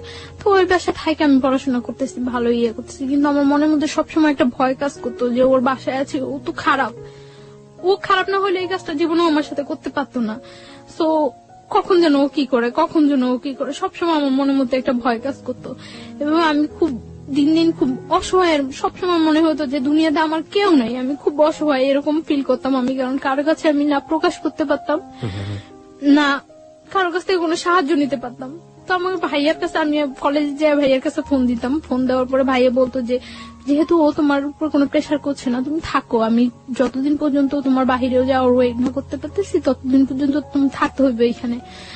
তো তারপর আমি কলেজে যাই, পড়াশোনা করি, কোনো ইয়ে করি না। তো আমি সকাল 7টার দিকে কলেজে চলে যেতাম। কলেজ শেষ করার পরে আমি আমি একটা স্যারের সাহায্য নিয়ে আমি একটা হসপিটালে কলেজ শেষ করার পরে প্র্যাকটিস করি, ওই স্যারের কাছে হসপিটালে প্র্যাকটিস করি ধানমন্ডিতে। ওকে, ধানমন্ডিতে একটা হসপিটালে প্র্যাকটিস করি। তো তারপরে এই প্র্যাকটিস করে আমি বাসায় ফিরতাম রাত্র 10টা 11টা, যতটা সময় ওদের থেকে বাইরে থাকা যায় বাসায় ফিরতাম। তো যাইও আমি দেখা যেত বাসায় যাইও আমি ঘুমাইতাম না, খুব ভয় থাকতো আমার মনের মধ্যে যে কি হয় একটা সবসময় একটা ভয় কাজ করতো। এবং আমার পড়াশোনা হইতেছে, আমার পরীক্ষা হয়, পরীক্ষার পর আমার রেজাল্ট খারাপ হয়, রেজাল্ট খারাপ হওয়ার পর আমি ফিল করতে পারতেছি যে এই ব্যাপারটা আমার পড়াশোনায় খুব হয়ে যায়। তখন মেডিকেল আপনি কোন ইয়ার স্টুডেন্ট? ফার্স্ট ইয়ার দিচ্ছেন আপনি, মানে ফার্স্ট ইয়ার ফাইনাল দিচ্ছেন? ফার্স্ট ইয়ার ফাইনাল দিচ্ছি। তো তারপর আমি করি যে এইভাবে তো চলতে পারে না, এইভাবে কিভাবে আমার যেভাবেই হোক ওদের সাথে আমার মানায় যাইতেই হবে, যেভাবেই হোক এইভাবে আমার পড়াশোনার ক্ষতি হইতেছে। তো রেজাল্ট খারাপ হয়, তারপর আমি আবার ভালো করে পড়াশোনা করা শুরু করি। আমি সারাদিন বাইরে থাকলেও সারা রাত জেগে পড়াশোনা করি, তো আমার শরীর খুব হয়ে যেতেছে। ওই ছেলেটা কি করতো এই সময়টাতে আপনার? ও একটা জব করতো। না, আপনার সাথে কি ধরনের আচরণ করতো? না, আমার সাথে ও সবসময় ভালো আচরণ করতো, কিন্তু ও শুধু একটা চাইতো যে আমি ওর কাছ থেকে কোনো হেল্প নিতাম না, টাকা পয়সা কোনো। ও আমার প্রায় সময় এটা জিজ্ঞাসা করতো যে আমি এটা কিভাবে করি, কিন্তু এটা তো আমার ভাই আমার সুন্দরবন কুরিয়ার সার্ভিসে আমার জন্য সবসময় টাকা পাঠিয়ে দিত। আমি বললেই হতো যে ভাই আমার টাকা লাগবে, এটা লাগবে, হ্যাঁ দুলাভাই পাঠিয়ে দিত। তো এর মধ্যে আমি পাসপোর্ট করে সবকিছু আমার জমা দেওয়া হয়ে গেছে। বাইরে আমি অ্যাপ্লাই করছি। কোন দেশে অ্যাপ্লাই করেছিলেন? কানাডাতে চলে যাওয়ার জন্য। কানাডাতে যাওয়ার জন্য স্টুডেন্টের ভিসায় কানাডায় যাওয়ার জন্য করছি, অ্যাপ্লাই করা হয়েছে। তো লাস্ট 2011 লাস্ট ইয়ার লাস্ট দিন 31st নাইট এ পর্যন্ত ভালোই ওই বাসায় থাকতাম। এই সময়টাতে আপনার যেহেতু উনি অবৈধভাবে হোক বৈধভাবে হোক যেভাবে হোক জোর করেই হোক উনি আপনার হাজবেন্ড হয়ে গিয়েছেন, সুতরাং হাজবেন্ড তার ওয়াইফের কাছে একটা সম্পর্ক দাবি করতেই পারেন। এই সময়টাতে কি কোনো ধরনের কোনো ইন্টিমেসি আপনাদের? কখনোই আমার উপরে এরকম কিছু করতো না, কোনো ফিজিক্যাল কোনো ইন্টিমেসি? ফিজিক্যাল বা আমি কোথায় যাই কেন যাই কোনো ইন্টারফেয়ার, শুধু ওর হইতো যে ওর বাসায় থাকতে হবে, এইটাই। মানে কখনো আপনার ফ্রিডম নিয়ে কোনো অত্যাচার করতো না, কিছু করতো না, শুধু একটা কথা আমার বাসায় থাকতে হবে। হ্যাঁ, বাসায় থাকতে হবে। ও মানে মনে করতো যে হয়তো বা ওর বাসায় থাকলে আমি সেফ আছি, কিছু করতে আসছি না বাহিরে। কোনো ধরনের অত্যাচারও করেনি, মানসিক বা শারীরিক? না, শারীরিক কোনো অত্যাচারও করতো না। তো আমি দেখা যেত বেশিরভাগ সময় বাহিরে খাইতাম, বাহিরে থাকতাম। আমি আপনার শাশুড়ি বলাটা ঠিক হচ্ছে না কিনা জানি না, ও বাড়ির যে অন্যান্য যে মানুষজন যারা ছিলেন তারা কি ধরনের আচরণ করতেন আপনার সঙ্গে?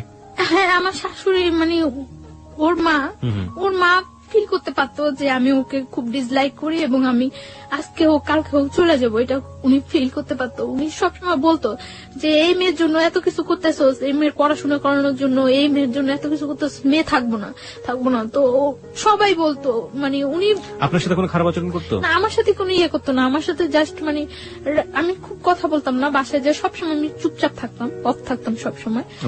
যতটা টাইম বাসায় থাকতাম বেশিরভাগ টাইমে বই নিয়ে বসে থাকতাম, এরকম। মানে আমি না পড়লেও দেখাইতাম যে আমি পড়তেছি, যাতে কেউ ডিস্টার্ব না করে, যাতে কেউ কথা বলতে না আসে। তো আমি শুনতাম উনি বলতো যে এই মেয়ে থাকবো না, এই মেয়ে তো চলে যাইবই, এই মেয়ে তো চলে যাইবই, কারণ যে করার মতো সংসার করার মতো ওই মেয়েই ডিফারেন্স, ও চলে যাইবই। তো মানে উনি ফিল করতো এবং উনি ফিল করতো যে আমি ওদেরকে খুব ডিসলাইক করে, এটা উনি ফিল করতো এবং উনি এটা বলতো বারবার। ওকে, যাই হোক, তারপর একটা করতাম, আমি ওই বাসায় কখনো ঘুমাইতাম না। কেন? এই 1 বছর 3 মাস 3.5 মাস আমি ওই বাসায় ছিলাম। আমার মনে হয় না আমি 1 বছর 3 মাস 3.5 মাসে ওই বাসায় 3 দিনও ঘুমাইছি।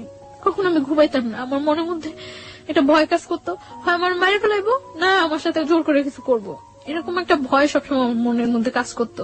যেই ছেলে আমার ধরে নিয়ে আসতে পারে, বাইন্ধা রাখতে পারে, তুলে আনতে পারে, সেই ছেলের পক্ষে পসিবল না এমন কিছুই নেই। আপনি বলছিলেন যে রাতের বেলা ঘুমোতেন না, আপনি এরকম একটা অবস্থার বর্ণনা দিচ্ছিলেন। তারপরে রাতে কি কখনোই ঘুমাতাম না ওই বাসায়, খুব কম সময়। মনে হয় না আমি এই 1 বছর 3 মাস 3.5 মাসে 3 দিনও ঘুমাইছি।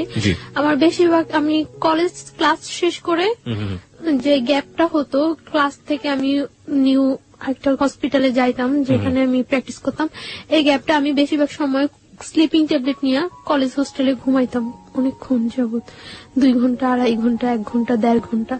এবং ওই টাইমটা দেখা যেত যদি ঘুম যদি না আসে তার জন্য আমি বেশিরভাগ সময় স্লিপিং ট্যাবলেট ইউজ করতাম, যাতে আমার ওই ঘুমটা একটু ম্যাচুর হয়ে যায়। ঘুম হয়ে যায় যাতে। অনেক সময় দেখা যেত স্লিপিং ট্যাবলেট খাওয়ার পরে মানে এই 2 ঘন্টা 2.5 ঘন্টা 1-1.5 ঘন্টার ঘুমে কিছু হয় না, খুব ঘুম পাইতো পরে, কিন্তু তারপর করার কিছু ছিল না, আমার ফিরতে হবে, আমার ওইখানে যেতে হবে, তার জন্য আমি পারতাম না স্লিপিং ট্যাবলেট খাওয়ার পরেও ঝিমাইতে হয়তো যাইতাম আমি, তারপর আমি বাসায় ঘুমানোর চেষ্টা করতাম না কখনো। তো দেখা গেছে আমার ওই ছেলেটা কি আপনার সাথে একই রুমে থাকতো? না, একই রুমে থাকতো না, আমি ওর মার সাথে থাকতাম আর পাশের আরেকটা রুমে থাকতো। ওকে। দেখা যেত যে অকারণে ওই রুমে খুব কম ঢুকতো না ততটা এই রুমে। দেখা গেছে আমি রাতে 10টা-11টায় বাসায় ফিরছি, ওই 12টা-1টার মধ্যে সবাই ঘুমিয়ে গেছে। ওকে। সো এই রুমে আসার ততটা প্রশ্ন জাগতো না, আর আমি সকালবেলা 7টার মধ্যে বাসা থেকে বের হয়ে চলে ওর বাবা কি বলতো আপনার সাথে? বাবা কোনো ধরনের খারাপ আচরণ করতো? না, ওর বাবার সাথে আমার ততটা হইতো না, দেখা হইতো না, কথা হইতো না, তিনি খুব একটা সময় এখানে থাকতো না। ওকে। তো এইভাবে যাচ্ছিল। লাস্ট কোরবানির ঈদ, কোরবানির ঈদে যখন হয় আমি আমার মানে ওদের সাথে বাড়ি যাই, ওদের সাথে ওদের বাড়িতে যাই, গ্রামের বাড়িতে ওদের বাড়িতে যাই। তো যাওয়ার কারণ আমি একা একা কোথায় কিভাবে যাব, গ্রামের বাড়িতে যাই ওদের সাথে। যাওয়ার পরে ওদের ওইখানে আমি তো সকালবেলা যা পৌঁছায় সবাই, তো সকালবেলা যাওয়ার পর আমি 2-3 ঘন্টা পর আমি আমার নানা বাড়িতে চলে আসি, যে ওদের বাড়িতে তো আমি কখন থাকবোই না। মানে গ্রামের বাড়ি কোথায় ছিল? ওদের গ্রামের বাড়ি কোথায় ছিল? আমাদের ওইখানেই, বরিশালে। ওকে, তারপর গ্রামের বাড়িতে যায়, যাওয়ার পরে আপনি ওখান থেকে সুযোগ পেয়ে নানার বাড়িতে চলে যাই, কারণ ওইখানে গেলে হয়তো সবাই আমাকে দেখবে, আমার সাথে কথা বলবে, সবাই ফিল করবে যে ওই মেয়েটাই তো। তার জন্য আমি কিছুক্ষণ পর আমি আমার নানা বাড়িতে চলে আসি। নানা বাড়িতে চলে আসার পর আমি মানে 2-3 দিন ওইখানে থাকা হয়, তারপর আবার ঢাকা ব্যাক আসার পরে মানে ঢাকা আসার পরে আমি একদিনকে আমি সন্ধ্যার পরে আমি বাসায় ফিরতেছি, 8টা কি 8:30 বাজে আমি বাসায় ফিরতেছি। বাসায় ফেরার সময় একটা ছেলে ভ্যানের উপর বসা থাকে, কয়েকটা ছেলে, ওইখান থেকে একটা ছেলে কমেন্ট করে যে মনে হয় বাড়িতে গেছিল, কয়েকদিন যাবো তো দেখি নাই, বাড়ি থেকে আসছে। তো আমি তখন মনে করলাম যে এই ছেলেটা মনে হয় আমার ফলো করছে এর আগে, যেহেতু আমি বাড়ি থেকে আসার পরে এই কথা বলতেছে। তো আমি বাসায় চলে যাই। তো এর আগে ওই ছেলেটার ফেসটা আমার কাছে একেবারে অপরিচিত, ওই দিনই ফার্স্ট আমি ফেসটা দেখি, এবং ফেসটা দেখার পরে দেখা গেছে যে 2-1 দিনের মধ্যে ওর সাথে আমার দেখা হয়। বিশেষ করে আমি রাতে বাসায় ফেরার সময়, সকালে যখন আমি যাই 7টার দিকে তখন ওরকম কেউ থাকে না। তো রাতে ফেরার সময় দেখা গেছে 2-1 দিন পর ওর সাথে আমার দেখা হয়, এবং কন্টিনিউ তখন আমাকে কমেন্টস করতে থাকে।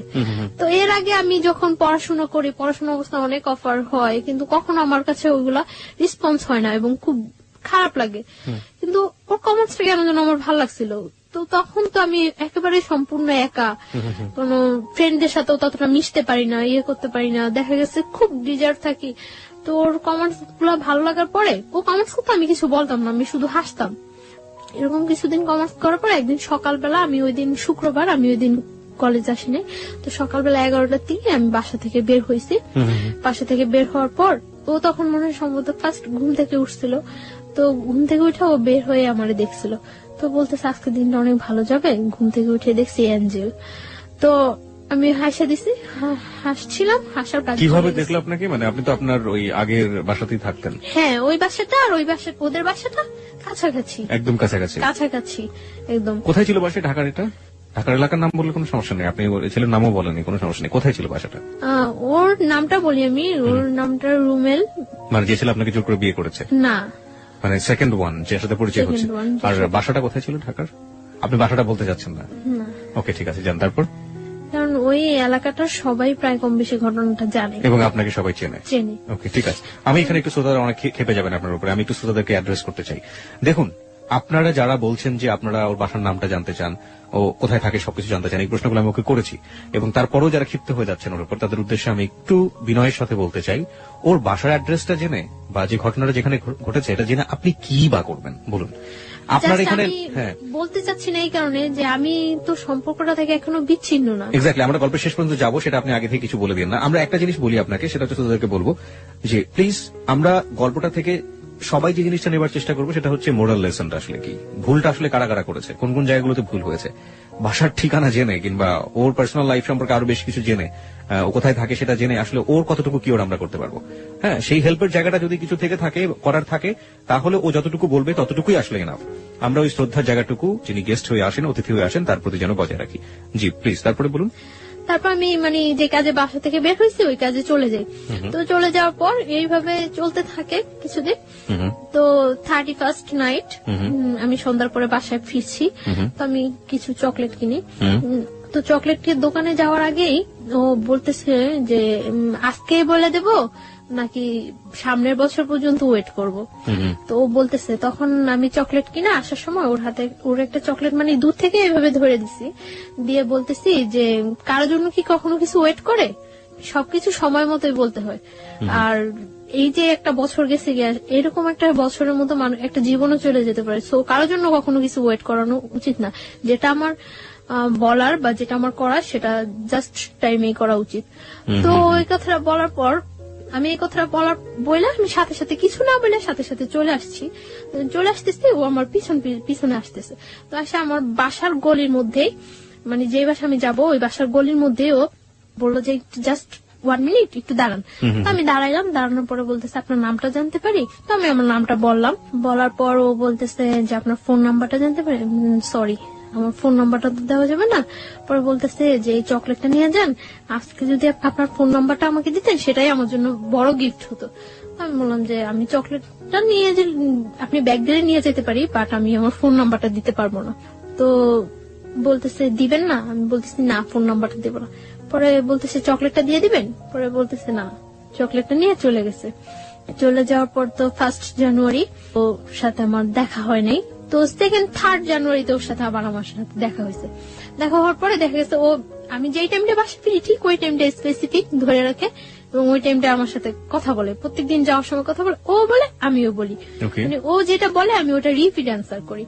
তো একটা কাগজের মধ্যে 6 জানুয়ারি দিন ও একটা কাগজের মধ্যে ওর ফোন নাম্বারটা লিখে আমাকে দেওয়ার জন্য যায়। তো আমি বলি যে আপনার ফোন নাম্বারটা দিয়ে লাভ নাই, আমি আপনাকে কখনো ফোন করবো না।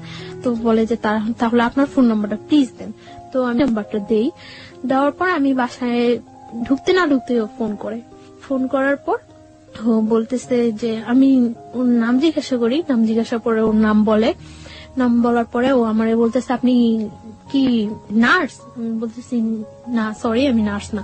মানে আমার অ্যাপ্রনটা দেখে পরে বলতেছে নার্স না, তাহলে কি আপনি? পরে আমি বলতেছি যে আমি পড়াশোনা করি মেডিকেলে। বলতেছে কোন মেডিকেলে পড়ে? তো আমি বলতেছি যে আমি ওই মেডিকেলে পড়ি। তো আমি ওরা জিজ্ঞাসা করতেছি যে আপনি কি করেন? আমি বলতেছে যে আমি পড়াশোনা করি। আমি কোথায় পড়ি? বুয়েটে পড়ি। ওকে। তো আমি মনে করলাম বুয়েটে পড়ে, কথা বলি। ওর কথাগুলো খুব মানে ইনোসেন্ট লাগতো। মনে হয়তো যে খুব মারপ্যাচ নেই, খুব ইজি কথা বলে। তো আমি কথা বলছি। 1st দিন কথা বলার পরে ও 2nd দিন আমাকে অফার করলো আপনি আমার সাথে একটা বিয়েতে যাবেন। তো আমি বললাম যে আচ্ছা যাবো। মনে এরকম শীতকাল, জানুয়ারি তো শীতকাল। তো বলতেছে যে আচ্ছা ঠিক আছে, আমি যাওয়ার সময় আপনাকে ফোন দিলে আপনি বের হইন। তো আমি মনে করছি যে মনে এমনিতেই ফান করতেছে। তো কিছুক্ষণ পর আবার ফোন দিয়ে বলতেছে না আপনাকে তো নিয়ে যাওয়া যাবে না, নিয়ে গেলে অনেক ছেলেরা ওইখানে থাকবো, জিজ্ঞাসা করবো এটা কে, তখন আমি কি বলবো? তখন আমি হাসি যে নিজেই বললো আবার নিজেই এই কথা বলতেছে। আপনি ইয়েস বলেছিলেন কোন সাহসে? কারণ আপনি তো এমন একটা বাসায় থাকেন যেখান থেকে না আমি যাব না সেটা আমি শিওর ছিলাম যে আমি ফান করে আপনি আমি বুঝছিলাম, কারণ ওর কথাগুলো বললাম না খুব ইনোসেন্ট, সাহসের খুব অভাব ছিল ওর মধ্যে। সাহসের খুব অভাব। তো ও তখন আমি হাসি, হাসার পরে আমি বলতেছি আচ্ছা ঠিক আছে আপনি যান, আমি এমনিতেও যাব না, এমনিতেও আপনার সাথে আমার 1st পরিচয়, আর তাছাড়া আমি কোথাও যাই না, আমি এমনিতেও যাব না, আপনি যান এনজয় করেন। পরে ও বিয়েতে গেল, বিয়ে থেকে আসলো, আসে আবার রাত্রে আমাকে ফোন করলো। ফোন করার পর আমি ওর সাথে 1 মিনিট 2 মিনিট কথা বলি। তো এইভাবে 3-4 দিন কথা বলার পর জাস্ট রাত্র যখন 12টা, 12:15, 1টা বাজে, তখন ও আমার সাথে কথা বলে 2 মিনিট, 1 মিনিট, 3 মিনিট এরকম কথা বলে এবং খুব একটা অস্থির একটা ভাব প্রকাশ করে। মানে আমার মনের মধ্যে খুব কনফিউশন হয়, এরকম অস্থির কেন? তো এবং কি যেন বলে মোমবাতি, মোম। তো আমি ইয়ে করি যে ও কি কোনো নেশা টেশা করে রাত্রে। ওকে। একটা নেশাগ্রস্ত মানুষের কথা যখন তার ফিল হয় যে সে নেশা করা উচিত বা করবে, তখন একটা মানুষের বিহেভিয়ার দেখলেই বোঝা যায়। তো ওর এরকম অস্থির অস্থির ভাবটা আমার কাছে খুব ইয়ে লাগে। তখন আমি কিউরিসিটি জাগে যে কি করে ও, কেন ও আমার সাথে 2-1 মিনিট কথা বলে রাখা দেয় বা এমন অস্থির অস্থির কেন। তো আমি এটা ওই টাইমটাই আমি ওরে বিশেষ করে ফোন দেই তখন রাত্রে যে কেন কি করে ও, আমি এটা জানার চেষ্টা করি। তো এইভাবে কয়েকদিন চলে যায়। কয়েকদিন পরে ও একদিন, ওর বাইক আছে, ও একদিন আমার কলেজ থেকে আনতে যায়, সেটা আমার না বলেই যায়, যায় ফোন করে যে আমি আসছি, আপনি আমার সাথে যাবেন। পরে আমি আচ্ছা ঠিক আছে দাঁড়ান। তো আমি বের হয়ে আসি, আসার পরে আমার নিয়ে আসে বলতে কি মানে আমার বাসায় ইজি নিয়ে যেতে পারতো, অনেকটা ঘুরায়। তো ও বলে যে আপনি জাস্ট আমাকে একটু সাপোর্ট করে বসেন যাতে আপনি পড়ে টরে না যান, আমার ভয় লাগতেছে যদি আপনি পড়ে যান। আমি বলি কোনো প্রবলেম নেই। মহাখালীর দিকে নিয়ে যায়। তো মহাখালী ফ্লাইওভার অনেক রাফ ড্রাইভ করে, জাস্ট এরকম একেবারে কাত হয়ে যায় এরকম একটু ধরার জন্য আপনাকে, মানে এরকম রাফ ড্রাইভ করতেছে। এমনিতেও ও সবসময় রাফ ড্রাইভ করে, একটু সুযোগ পাইলেই, রাস্তা একটু ফাঁকা পাইলেই এরকম করে। তো ফ্লাইওভারের উপরে একেবারে কাত হয়ে গেছে। তখন আমার কাছে একটু ভয় লাগছিল, তখন আমি এরকম কাঁধের উপর হাতটা রাখি। হাতটা রাখার পরে মানে এরকম করে অনেকটা ঘুরায়, মিরপুরের দিকে নিয়ে যায়, নিয়ে অনেকটা ঘুরে টুরে বাসার একটু দূরে বাসা থেকে নামায় দেয়। তো আমি বাসায় যাই, তারপরে এরকম কথা বলতে থাকে। তো ওই আমাকে বলে যে আপনি আমার ফ্রেন্ড হবেন। আমি বলছি আচ্ছা ঠিক আছে ফ্রেন্ড হবো। তখন কিন্তু আমি জানি না যে ও পড়াশোনা করে না বা কিছু। তখন আমি বলি যে আপনার ক্যাম্পাসটা তো কাছেই, আপনি কেন কলেজে যান না? তো বলে এই সমস্যা ওই সমস্যা, মারামারি করছে, এটা হয়েছে ওইটা হয়েছে, কিন্তু ও বলে না যে ও পড়াশোনা করে না বা করেই নেই, ওইটাও বলে না। তো তারপর ও এইভাবে চলতে থাকে, কিছুদিন যায়, ও বলে যে আপনি আমার ফ্রেন্ড হন। তো আচ্ছা ফ্রেন্ডশিপ করলাম ওর সাথে। ফ্রেন্ডশিপ করার পরে মানে কয়েকদিন যায় ভালোই। তো ও বলতেছে যে ফ্রেন্ড থেকে তারপরে চিন্তা পরে করবো, আগে ফ্রেন্ড। আপনার বাসায় বুঝতে পারতাম না এগুলো, যে আপনি যেখানে আছেন যেভাবে আছেন, আপনার তো যিনি আপনাকে জোর করে বিয়ে করেছেন তারও তো বোঝার ব্যাপার ছিল, সেও বুঝতে পারতো না? কেউ বুঝতে পারতো না। আমি সবসময় মানে আউটসাইডে, বাইরে গিয়ে ওর সাথে বেশি কথা বলতাম, আর রাতে 2-1 মিনিট কথা বলতাম।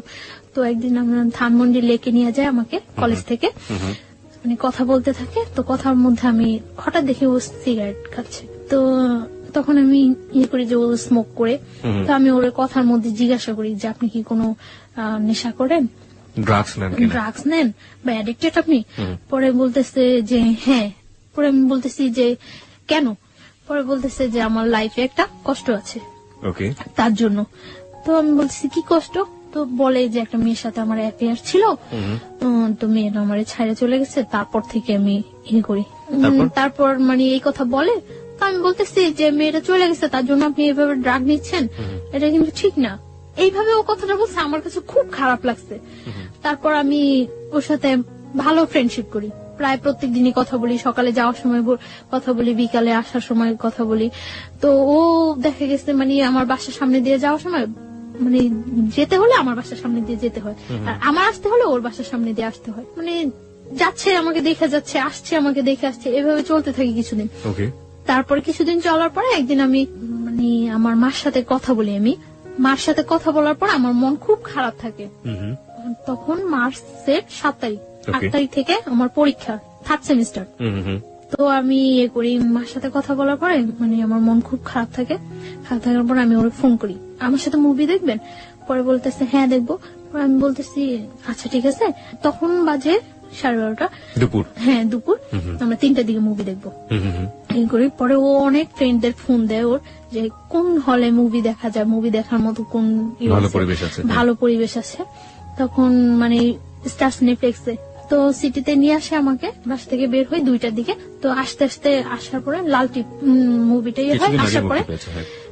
আসার পরে টিকিট পাই না, আমরা টিকিট পাই না। তো আমি ওই দিন অনেক জেদ করি যে আমি আজকে মুভি দেখবই। আমার কাছে খুব খারাপ লাগতে থাকে, মানে ও কোনো ফ্যাক্ট না, আমি যে ওর সাথে ঘুরতেছি বা মুভি দেখতেছি এটা কোনো ফ্যাক্ট না। আমার মনের মধ্যে ওই ইয়াটাই থাকে যে আমার মার সাথে আমি কথা বলছি, ওই ব্যাপারটাই আমার মনের মধ্যে সবসময় কাজ করতে থাকে।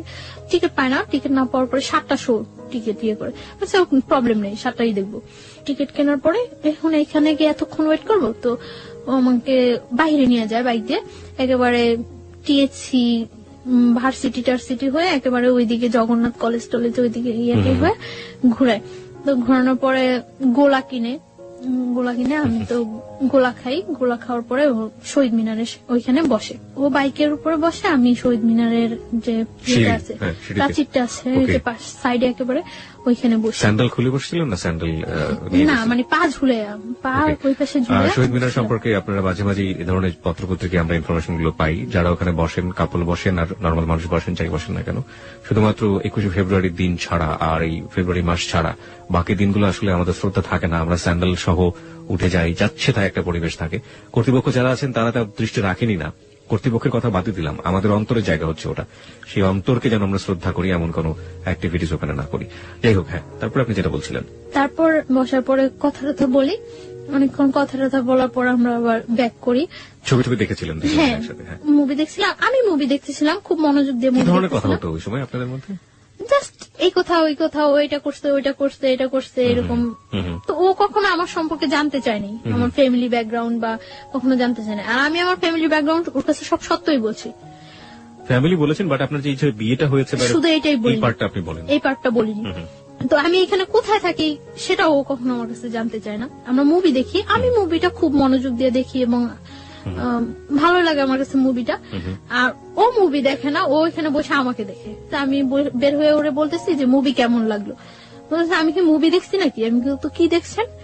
আমি তখন দেখছি যে আপনি কিভাবে মুভি দেখেন। ওকে ওকে, তারপর মানে বাসায় চলে যাই। বাসায় চলে যাওয়ার পর মানে আমরা বাইরে খাই, খাইটা বাসায় চলে যাই। চলে যাওয়ার পর ও রাত্রে আমাকে 1:30টার দিকে ফোন দেয়, আমি পড়তে থাকি, তখন ফোন দেয়। ফোন দিয়ে ও আমাকে মানে একসাথে মনে হয় যে আমরা শীট টিট দেখে মুখস্থ করে পড়া বলি না টিচারদের কাছে, একসাথে ওরকম মনে হয় যেন কোনো শীট টিট মুখস্থ করে একসাথে ও আমাকে বলে যে আমি তোমাকে পছন্দ করি, এরকম এরকম এরকম সব একসাথে এক চান্সে মুখস্থ করলে দেয়। এক চান্সে মুখস্থ। তো আমি আশ্চর্য হয়েছি যে এইটা ছোটবেলা আমরা আর পিছনের বাড়ি থেকে মা চিল্লাতো, এই পড়িস না কেন, ওরকম ছোটবেলার কথা মনে পড়ে গেল আপনার কথা। হ্যাঁ, একসাথে বলতো। আমি কি আশ্চর্য, এটা কি কোনো বলার ওয়ে? তো আমি চুপ করে থাকি। পরে বলতেছে তুমি আমার পরে জানাও। তুমি বলছো তখন? হ্যাঁ, তুমি আমার পরে জানাও। তো আমি কিছু বলি না, চুপ করে থাকি, কেটে দেই ফোন। তারপরেও আমাকে যখন ফোন দেয়, ফোন দিয়ে বলে যে আমি আপনি করে বলি। তো বলতেছে যে আপনি করে বলো কেন, তুমি করে বলো, পসিবল না। বলতেছে যে তুমি করে বলো, তুমি করে। এভাবে কয়েকদিন যাওয়ার পর আমি ওকে তুমি করে বলা স্টার্ট করি। ও দেখা গেছে তুমি আপনি মিশ্রণ হয়ে যায়, মিশ্রিত ভাষায় কথা বলতেছি।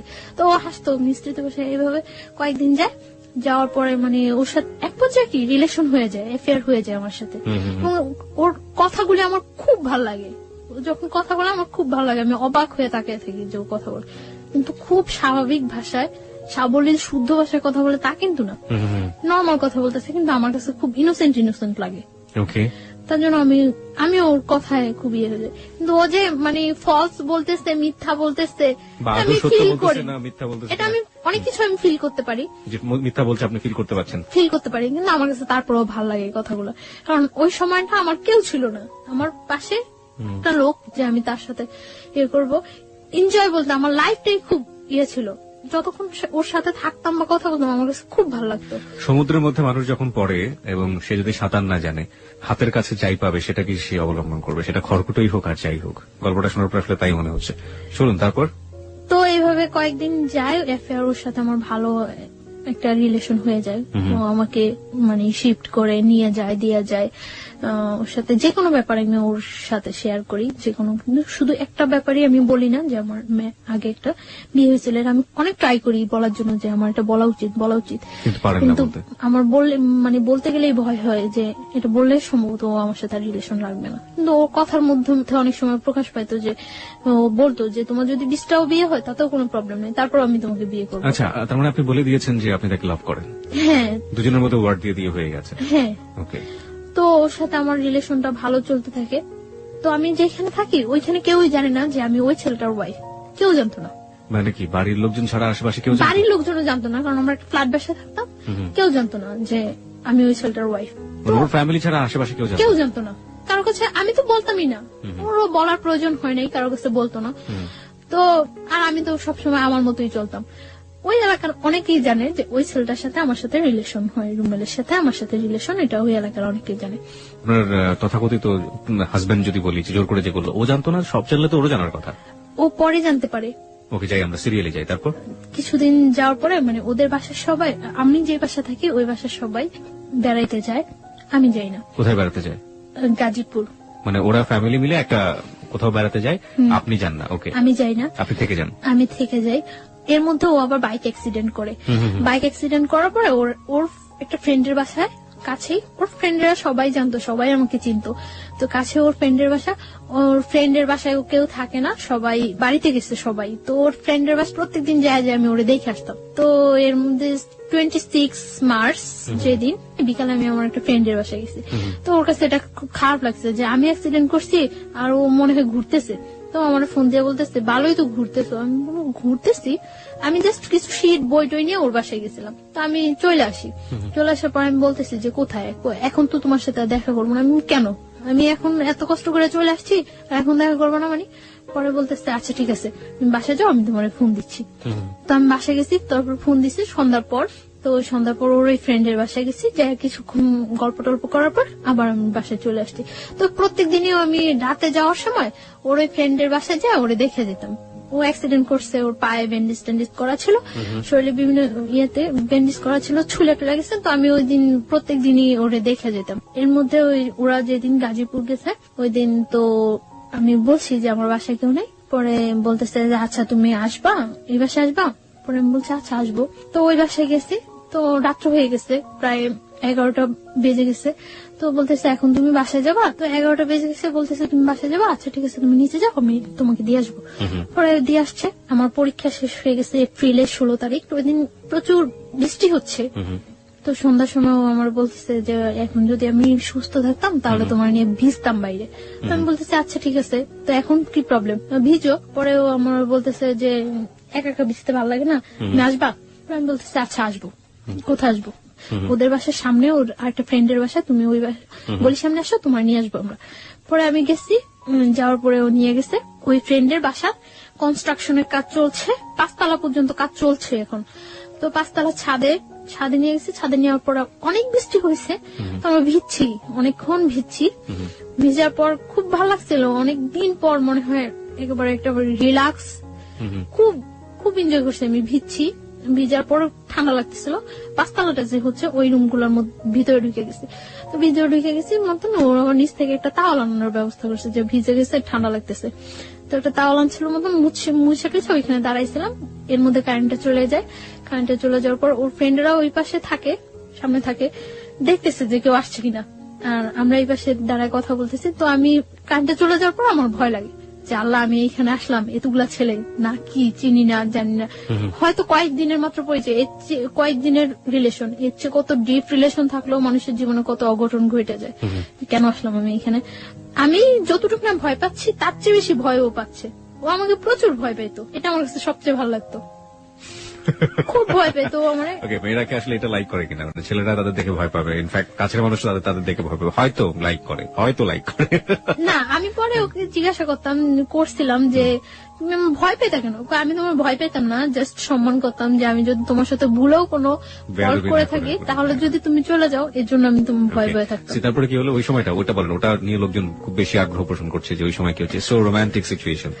তো মানে তাওয়াল নিয়ে আসে, তো তাওয়াল নিয়ে আসে মুছার পর আমি ওখানে দাঁড়ায়, আমি ফোনে গান ছাড়ি। ফোনে কোন গানটা ছাড়েন? এমনি গান, মানে অডিও ছেড়ে দেয়, অডিও ছাড়ার পরে গান চলে। তো আমি দাঁড়ায় আছি, দাঁড়ায় কাঁপতেছি। ও আমার পাশেই এসে বসে, একটা বেঞ্চ থাকে, বেঞ্চের উপর বসে ওর ফোনটা টিপতেছে। মানে আমিও না মনে হয় যে ওকে জীবনে দেখে নেই চিনি না, ও আমার মনে হয় জীবনে দেখে নেই চিনি না, এরকম একটা সিচুয়েশন। দুজনই লজ্জা পাচ্ছেন প্রচন্ড। আমি ভয় পাচ্ছি, আমি তো চেহারার দিকে তাকাইতে গেছি না যে ও কি পাইতেছে, ভয় পাইতেছে না হাসতেছে না কাঁপতেছে, আমি এটা দেখতে গেছি না। আমি ভয় পাইতেছি আর খুব প্রকাশ করতেছি যে ওর দিকে আমার কোনো মনোযোগ নেই। আমি ফোনে গান ছাড়া ফোন টিপাটিপি করতেছি আর বলতেছি আল্লাহ কতক্ষণ বৃষ্টিটা থামবো, আমি বাসায় যাবো, কতক্ষণ থামবো। আর বলতেছে একটা ছাতা আনো না, আমি বাসায় যাই, একটা ছাতা আনো না। ওরা বলতেছে এখন আমি ছাতা আনতে কই যাবো, আর এত বৃষ্টির মধ্যে তুমি বের হইলেও সমস্যা কেউ দেখলে, তার চেয়ে বরং বৃষ্টিটা কমুক তারপরে যাও। তো সন্ধ্যার পর আর কি বিজলি চমকাইতেছে, বাইরে অনেক বিদ্যুৎ চমকাইতেছে, ভয় লাগতেছে। কিছুক্ষণ দাঁড়ানোর পর বৃষ্টিটা আস্তে কমে গেছে। বৃষ্টিটা কমে যাওয়ার পর আমি বলতেছি যে আমি চলে যাইতেছি। মানে আমি যখন যাচ্ছি তখন আমার হাতে টাচ করছে, এই ফার্স্ট হাতে টাচ করছে। মানে আমার হাতটা ধরে টান দিয়ে বলতেছে আমি জাস্ট তোমার কাছ থেকে ঠিক এতটুকুই চাই, এর বেশি কিছু চাই না। তারপর আমি চলে আসছি বাসায়। চলে আসা 2-3 দিন পরে আরেকদিন সন্ধ্যার পর বের হয়েছি, আমাকে একটা বাসায় নিয়ে গেছে, তাও আরেকটা বাসার ছাদে নিয়ে গেছে। ফ্রেন্ডদের অনেক ফ্রেন্ড ছিল, সাঙ্গভঙ্গ ছিল, সবাই ওকে খুব ভয় পেত, শুধু আমি ছাড়া। সবাই অনেক ভয় পেত, ও বলতো যে তুমি ছাড়া সবাই আমার অনেক ভয় পায়। তো একটু সন্ত্রাসী টাইপের ছিল। তো আরেকটা ফ্রেন্ডের বাসায় নিয়ে গেছে, ছাদে নিয়ে গেছে। তো ওই দিনও ছাদে বসে অনেকক্ষণ কথা বলছি। ওই দিন ওয়েদার খুব ভালো, কথা বলছে অনেকক্ষণ। কথা বলার পরে আমি বাসায় চলে আসতেছি। তো আমার বাসার আসার একটু আগে মানে গলির মধ্যে আসার পরে ফার্স্ট আমি চলে আসতেছি, তখন আমার হাত ধরে বলতেছে যাও গিয়া। আমি বলছি হ্যাঁ যাই গিয়া। তো তারপর ও মানে আমার হাতটা ধরে টাই না কাছে নিয়ে ফার্স্ট ও আমার কিস করলো, এই ফার্স্ট। এর মধ্যে ওর সাথে আমার কোনো মানে টাচ বা এই ধরনের কোনো কিছু হয়নি। হ্যাঁ, ফার্স্ট কিস করলো, আমিও খুব অবাক হয়ে গেছি, কি করলো কাজটা, মানে খারাপই লাগছিল। আমি বাসায় আসার পর ওর সাথে আর কথা বলতেছি না, 2 দিন যাবো তোর সাথে কথা বললে। তো পরে সরি বললো, সরি বলার পর আবার আমরা কথা বলতেছি। ও এর মধ্যে কার কাছে যেন শুনছিল যে আমার আগে একটা বিয়ে হয়েছে। তো আমার এই কথা জিজ্ঞাসা করানোর পরে আমি বলছি না হয়নি। প্রথমে আপনি অস্বীকার করেছেন? হ্যাঁ, না হয়নি, এরকম কিছু হয়নি।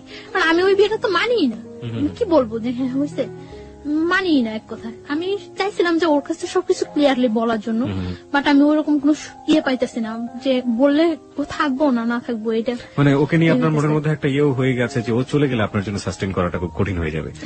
আর একই সাথে আপনি খুব তোলাচলের মধ্যেও আছেন যে বলবেন কি বলবেন না। তারপর ও আমার বলছে আচ্ছা ঠিক আছে তাহলে তুমি আমার সাথে বাহিরে যাবা। আচ্ছা যাবো। মানে তখন ও যেটা বলে আমি ওইটাই রাজি, বলছে আচ্ছা ঠিক আছে যাবো। তো কোথায়? আচ্ছা কক্সবাজার। আমি বলছি আচ্ছা ঠিক আছে যাবো, আগে বিয়ে করতে হবে। আপনি বললেন ওকে যে আগে বিয়ে করতে হবে? হ্যাঁ, বিয়ে না করলে আমি তোমার সাথে কক্সবাজার যাবো কেন? আশ্চর্য, তুমি কে? আর তোমার সাথে আমার যতটাই রিলেশন হোক এত দূরে যাওয়া তোমার সাথে কখনো পসিবল না। তখন আমি জানতে পারি যে ও পড়াশোনা করে না। কিভাবে জানলেন? ও নিজে থেকেই মানে ওর মুহূর্তে সবকিছু বলে দিয়েছে না, ওর বিহেভে আস্তে আস্তে ফিল হয়েছে যে ও পড়াশোনা করে না।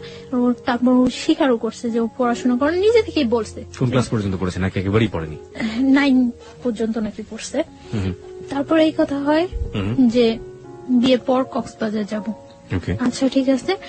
তো ও রাজি হয়, আমিও রাজি হই। তারপর আমরা একটা মসজিদে কিছু ফ্রেন্ড সময় একটু মসজিদে হুজুরের মাধ্যমে বিয়ে করি। এবং আপনি তখনও জানালেন না যে আপনি বিবাহিত? না, তখন আমি জানাইনি যে আমি বিবাহিত।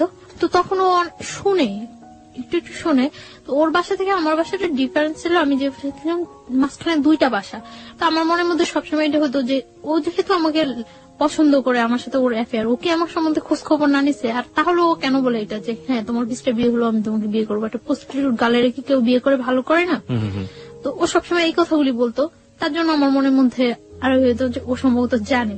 তারপর হুজুর আমাদের বিয়ে পড়ানোর পরে কাগজ টাগজ সবকিছুই হয়। বিয়ের পর আমরা কক্সবাজার যাই, আমি ওর সাথে কক্সবাজার যাই। ও তখন আমাকে বিলিভ করে না, জাস্ট করে ঠিক আছে। ওর মনের মধ্যে একটা থাকে যে ওর অনেক শত্রু থাকে যে আমি ওর কোনো ক্ষতি টুতি করার জন্য কেউ আমাকে সেট করলো নাকি। আচ্ছা আমাকে একটু বলেন তো, আপনি যে এত বড় একটা রিস্ক নিলেন, আপনার আগের যে হাজবেন্ড ছিল, হাজবেন্ড আসলে আপনার দিক থেকে না হলো তো যে কাগজে কলমে হয়ে গিয়েছে আপনার সাথে, হাজবেন্ড জোর করেই করেছে, তো সেও তো ব্যাপারটা জানে না তখনও? না, জানে না। তো আপনার কি মনে হয়নি কখনো যে আপনি যে রিস্কটা নিচ্ছেন, যে ঝুঁকিটা নিচ্ছেন, এটা এক ধরনের আপনাকে ডিজাস্টার করে দিবে বা একটা বড় ধরনের সমস্যায় ফেলবে? আমার তখন ওর আমার মাথার মধ্যে কিছুই ছিল না। আর ও যেটা বলতো আমি ওটাই হ্যাঁ, ও যেটা বলতো না করতো ওইটা না। এবং আমার সবসময় ছিল যে যাই হোক আমার ওকে প্রয়োজন আমার। এবং যেটা হয়েছে যে আপনার আশঙ্কা হয়েছে যদি আমি বলি আমি বিবাহিত, যদি ওকে হারাই, এবং সেই কারণে আপনি গোপন করে গেছেন, তাই তো? গোপন করে গেছি। ওকে, যান। তারপর আমরা কক্সবাজার যাওয়ার জন্য বাসে উঠি। বাসে উঠার পর ও আমার ফোনটা নিয়ে অফ করে দেয়, কারণ ওর মনের মধ্যে একটা শঙ্কা থাকে যে কেউ আমাকে আবার ওর কাছে পাঠাইলো নাকি, সেট করলো নাকি। কারণ ও বিভিন্ন সাইডে ও অ্যাডজাস্ট। ওকে, তার জন্য মানে আমি ওগুলো কিছুই জানতাম না যে আগে। ও আচ্ছা, বিভিন্ন সাইডে অ্যাডজাস্ট। সুতরাং ওর মনে আশঙ্কা হয়েছে যে কোনোভাবে গোয়েন্দাগিরি করুক বা কোনো ধরনের ক্ষতি করার জন্য ওকে ইনভলভ করে দিল কিনা, হ্যাঁ এই ধরনের। তার জন্য ও তখন মানে কাবিন করে ইয়ে করে নেই, রেজিস্টার করে ইয়ে করে বিয়েটা করেনি, শুধুমাত্র মসজিদে গিয়ে বিয়েটা করেছে, হুজুর দিয়ে ইয়ে করে বিয়ে করছে যে ও কক্সবাজার যাওয়ার পর শিওর হবে ওকে, যে ও কোনো ক্ষতি তো- করবেন না আপনি। হ্যাঁ আমরা বাসে যাই, যাওয়ার পরে তো তারপর হোটেলে উঠি, দিন আমরা বিকালে সি বিচে ঘুরি, সি বিচে ঘুরে আসার পর রাত্রে ওর সাথে আমার কথা হয়, মানে তখন তো আমরা হাজবেন্ড ওয়াইফ জি। শরীয়ত মতে হাজবেন্ড ওয়াইফ। তো ফার্স্ট রাত্রে কথা অনেকক্ষণ কথাটাতে হওয়ার পর তারপর খুব জার্নি করে যাই তো প্রায় মানে যেখানে আমরা কক্সবাজার পৌঁছানোর কথা সকালে, ওইখানে আমাদের প্রায় 3:30 4টা বেজে যায় Okay. কক্সবাজার পৌঁছাতে, এবং যাওয়াটা খুব জার্নি হয়ে যায় এবং যে পথের মধ্যে বাস নষ্ট হয় অনেক, তার জন্য মানে তোকে সময় লেগে যায় অনেক। হ্যাঁ, হ্যাঁ তারপর? খুব ক্লান্ত লাগে, তো আমরা শুয়ে পড়ি। এর মধ্যে ফার্স্ট আমার সাথে রিলেশন, ফিজিক্যাল ইন্টিমেসি বা যেটা বলি শারীরিক সম্পর্ক হয়। তো মানে আমি ওটার জন্য এটাই ছিল আপনার জীবনের first First. Physical relationship, right? Okay. তো আমি ওটার জন্য প্রস্তুত ছিলাম না, কেন প্রস্তুত ছিলেন না? এটা আমার মনের মধ্যে এরকম কিছু ছিল না। ইনফ্যাক্ট আপনি একজনকে বিয়ে করেছেন, আপনি তারপর মনের মধ্যে থাকবে না, ব্যাপারটা কেমন হয়ে গেল না? না আমি এইভাবে চাচ্ছিলাম না, কিভাবে যাচ্ছিলেন? আমি জাস্ট ওর সাথে হ্যাঁ কোনো সম্পর্ক ছাড়া আমার একটা মেয়ে ওর এত দূরে যাওয়া ঠিক না, তার জন্য আমি ওরে বলছি যে হ্যাঁ বিয়ে পরে তারপরে যাব, বাট এইভাবে আমার কোনো ইয়ে ছিল না। আমার কাছে ব্যাপারটা অনেক খারাপ লাগছে, অনেক ভয় পেয়েছি আমি, ভয় পাওয়ার পরে আমি আচ্ছা, ভয় আপনি washroom-এ- ওয়াশরুম প্রসঙ্গে আমরা আসছি, ভয় আপনি কেন পেতেন? মানে ভয় কি আপনি পুরো সিচুয়েশনটাকে পেয়েছেন নাকি ফিজিক্যাল ব্যাপারটাকে পেয়েছেন? কারণ আপনি ডাক্তারি পড়াশোনা করছেন, so you know better. Physical রিলেশনটা চেয়ে আমি সিচুয়েশনটা বেশি ভয় ভয় পাইছি, পেয়েছি, এক্স্যাক্টলি। সিচুয়েশনটা আমি বেশি ভয় পাইছি। তো আমি ওয়াশরুমে যাই অনেকক্ষণ কান্না করি, ওয়াশরুমে যাই যে কি করলাম, কি হলো, ঠিক করলাম না ভুল করলাম। আমার মনের মধ্যে সবসময় একটা কনফিউশন থাকতো যে আমি কাজটা কি ঠিক করছি না ভুল করছি। তো ও বুঝতে পারে যে আমি ওয়াশরুমের মধ্যে কান্না করতেছি। তো আমি অনেকক্ষণ পর যখন দরজা নক করার পর আমি ওয়াশরুমের দরজা খুলি, তো ও আমার টাওয়াল দেয়, তারপর আমি ফ্রেশ ট্রেশ হয়ে ভিতরে এসে দেখতেছি যে ও হাত কেটে অনেক ব্লাড ইয়ে হয়েছে। তো আমার কাছে আবার অনেক খারাপ লাগে যে ও হাতটা কাটলো আমার জন্য, আমি এই সিনটা তো না করলেও পারতাম না। আমি বুঝতেছিলাম না যে আমি কি করছি, কি করা উচিত, বা আমি ভুল করতেছি না ঠিক করতেছি। শুধু আমার এর মধ্যে আমি একটা জিনিস ফিল করি যে আমি কোনো কিছু না করলে হয়তো বা ও আমার ছেড়ে চলে যাবো। ওকে। আর ভয় পাইছি, এতটা দূরে গেছি, কখনো যাই নাই ওইখানে, কাউকে চিনি না, তার জন্য অনেকটা ভয় পাইছি। তো তারপর খাবার নিয়ে আসার পর ও নিজে আমার খাওয়াই দেয়, খাওয়াইটাও দেওয়ার পর মানে আমার ইয়ে করে যে সরি তুমি যে এরকম কান্নাকাটি করবো আমি বুঝি নাই, এটা করে তারপর ইজি হয়ে যায়। তারপর মানে ও আমার অনেক বুঝায়, কান্নাকাটি করে, আমি তারপর ঘুমায় যাই। আমি মানে ঘুমায় যাওয়ার পর ও যে হাত কাটে, তখন আমি দেখি যে হাত কাটে ব্লাড ব্লিডিং হইতেছে। তারপর আমি ওটার ওয়াশ টস করি, মুছে টুছে দিয়ে ব্যান্ডেজ দিয়ে আমার কাছে তখন আমার কাছে অনেক খারাপ লাগে যে আসলে মনে হয় ও ইচ্ছাকৃত ভাবে কাজটা করেনি, করলে কি আমি আমার কষ্ট পাওয়াতে কি ও হাত কাটতো। তারপরে ও এখানে থাকি, 4-5 দিন থাকি, আমরা খুব এনজয় করি। তারপর এনজয় করলেও ওর মধ্যে একটা মানে কনফিউশন থাকে। আমার মনের মধ্যে তো সবসময় একটা ইয়ে যে আমি কি করতেছি, কোথায় যায় দাঁড়াবো আমার জীবনটা, আমি কি করতেছি এটা। আর আমার মনে হয় যে আমার চোখ বুঝলে শুধু আমি ওরে ফিল করতে পারি, আর কিছুই না। তখন আমি ফিল করতে পারতেছিলাম যে ও যদি যতটা খারাপই হোক আর যতটা পড়াশোনা না করুক, যাই করুক, তারপর আমার মনে হয় যে আমার জন্য ওরে প্রয়োজন। আমি এটা ফিল করতেছি, খুব খুব ফিল করতেছি। হ্যাঁ আমি দেখি যে ও খুব কান্নাকাটি করতেছে, তো আমি ওরে জিজ্ঞাসা করি যে কেন কান্নাকাটি করতেছো। তখন ও আমার বলতেছে যে আমি তোমার অনেক লাভ করি, অনেক ভালোবাসি, কিন্তু বাট যদি আমি তোমার না পাই এজন্য অনেক কান্নাকাটি করে ও, যে আমি তো আমার ফ্যামিলির কিছুই জানিনি যে এরকম ইয়ে করতেছি। এর মধ্যে আমরা হিমছড়ি, মহেশখালী অনেক জায়গায় ঘুরি, খুব এনজয় করি। তার মধ্যে আমার মনের মধ্যে সবসময় একটা ও আমার জিজ্ঞাসা করতো কি চিন্তা করো তুমি, এত কি চিন্তা করো, এত কি চিন্তা করো। তারপর আমি বলতে পারতাম না যে আমি এই ব্যাপারটা চিন্তা করতেছি। আমার মনের মধ্যে সবসময় ইয়ে হতো যে ও আমার ছেড়ে চলে যাবো তাহলে। তো তারপর আমরা ঢাকা চলে আসি। আসার সময় সারা বাসের মধ্যে আমি মানে খুব আমার পেইন ফিল হইতেছিল, পেটে অ্যাবডোমেনাল পেইন হচ্ছিল, আমার পেট ব্যথা করতেছিল প্রচুর। কেন যেন আমার খুব খারাপ লাগতেছিল এবং আমার মনে হইতেছিল যে আমি জীবন থেকে মনে হয় অনেক কিছু হারাই ফেলতেছি। আস্তে আস্তেই মানে সারা রাত্র আমি ইয়ে করি যে আমি আর ওই বাসায় থাকবো না, যে যেভাবেই হোক আমার এই ওকে পাইতে হলে আমার এই ওয়েটা থেকে বের হয়ে আসতেই হবে যেভাবেই হোক। আমি কক্সবাজার যাওয়ার পরেই ওই ছেলেটা জানে যে আমি ওর সাথে কক্সবাজার গেছি বা ওর সাথে আমার রিলেশন। শুনে তখন যে মানে দারোয়ান তারপরে এলাকার লোকজন বলে যে আপনাদের বাসায় যে মেয়েটা আছে ওই মেয়েটার সাথে তো ওই ছেলেটার সাথে রিলেশন। ওকে। তখন ও সবাই পাবলিশ করতে থাকে যে আমি ওর ওয়াইফ, এটা পাবলিশ করতে থাকে। তখন আমি কিছুই জানি না। তো আমি আসার পর আমি তো সকালবেলা এসে আমি দুপুরে এই বাসা থেকে বের হয়ে আসি। আপনার আগের হাজবেন্ডটা এখন পাবলিশ করতে শুরু করলো যে আপনি তার ওয়াইফ। বের হয়ে এসে আমি ওরে ফোন দিই যে আমি বাসা থেকে বের হয়ে আসছি। পরে বলতেছে কেন তুমি বাসা থেকে বের হয়ে আসছো? আমি বলতেছি যে আমার পক্ষে ওই বাসা থাকা সম্ভব না। তখন আমি কিন্তু বলি নাই, শুধু এটুকু বলছি যে আমার পক্ষে ওই বাসা থাকা সম্ভব না। তো আসার পরে ও বলতেছে তাহলে এখন কোথায় যাবা? অনেক মানে ঘুরতেছি আমরা, কোথাও থাকার জায়গা ম্যানেজ করতে পারতেছি না। কি আসছে রুমেল? হ্যাঁ, পরে আমরা ইয়ে করলাম, আমি আমার খালার বাসায় চলে যাই। তখন আমি ওরে প্রেশার ক্রিয়েট করতে চাই যে তুমি তোমার ফ্যামিলিতে জানো, তুমি তোমার ফ্যামিলিতে জানো। যেহেতু আমাদের মধ্যে রিলেশন হয়ে গেছে, বিয়ে হয়ে গেছে, সবকিছু হয়ে গেছে, তো তুমি তোমার ফ্যামিলিতে জানো। তো প্রেশার ক্রিয়েট করার পরে ওর বোনেরে জানায়। তো বোনেরা জানানোর পর ওর বোন আমার সাথে দেখা করার কথা বলে। তো ও এটা বলে না যে বিয়ে হয়ে গেছে, এটা বলে না, জানতো যে পছন্দ করে। তো আমার ওর বোনের কাছে নিয়ে যায়, দেখা টাকা হয়, কথা টথা হয়। পরদিন 15 জুন ওর বার্থডেতে ওর বোনের বাসা আমাকে ইনভাইট করার পর আমি ওর বোনের বাসায় যাই। সবাই খুব ইজি মাইনা নেয়, সবাই বুঝে না আসলে যে রিলেশনটা এত ডিপলি, এটা কেউ বুঝে না, মনে করে যে হয়তো বা থাকবে কি থাকবে না, ফ্রেন্ডশিপ আছে, গার্লফ্রেন্ড বয়ফ্রেন্ড মাইনে নেয় ইজিলি। তো ওর বোনের বাসায় যাওয়ার পর ওই বাসায় দুপুরে আমি লাঞ্চ করার পর বিকালে ওর বোনের হাজবেন্ড, ওর যে দুলাভাই, করে না, সাপোর্ট করে না। তো বিকালে আমি কেক টেক কাটার পর সন্ধ্যা রাত্রেও আমার দিতে আসে। তো দিতে আসার পর আমার খালতো ভাইয়ের সাথে ওর ইন্ট্রোডিউস হওয়ার পর আমার খালতো ভাই ফিল করে যে এটা হলো কারণ যে ওই বাসা থেকে কেন চলে আসছে। এটা আমার খালতো ভাইয়ের সাথে আমার আগে যে হাজবেন্ড ছিল ওর সাথে খুব ভালো রিলেশন ছিল। আমার খালতো ভাই করে কি ব্যাপারটা আমার ফ্যামিলিতে জানিয়ে দেয়। আমার বাড়ি থেকে আমাকে ইমিডিয়েট বাড়িতে যাওয়ার জন্য ফোন করে, আমার আব্বু অসুস্থ বলে। তা আমি বাড়িতে যাই। এই গেলেন কতদিন পরে গেলেন? 1 বছর 4 মাস। ওকে। আপনার ফার্স্ট হাজবেন্ড যাকে বলছেন আপনি, সে এই ঘটনার পর থেকে কোনো সিন ক্রিয়েট করেনি? কারণ সে তো সন্ত্রাসী ছিল এক ধরনের। ও তো মানে গ্রামে থাকতো, শহরে ওর ততটা প্রভাব নেই।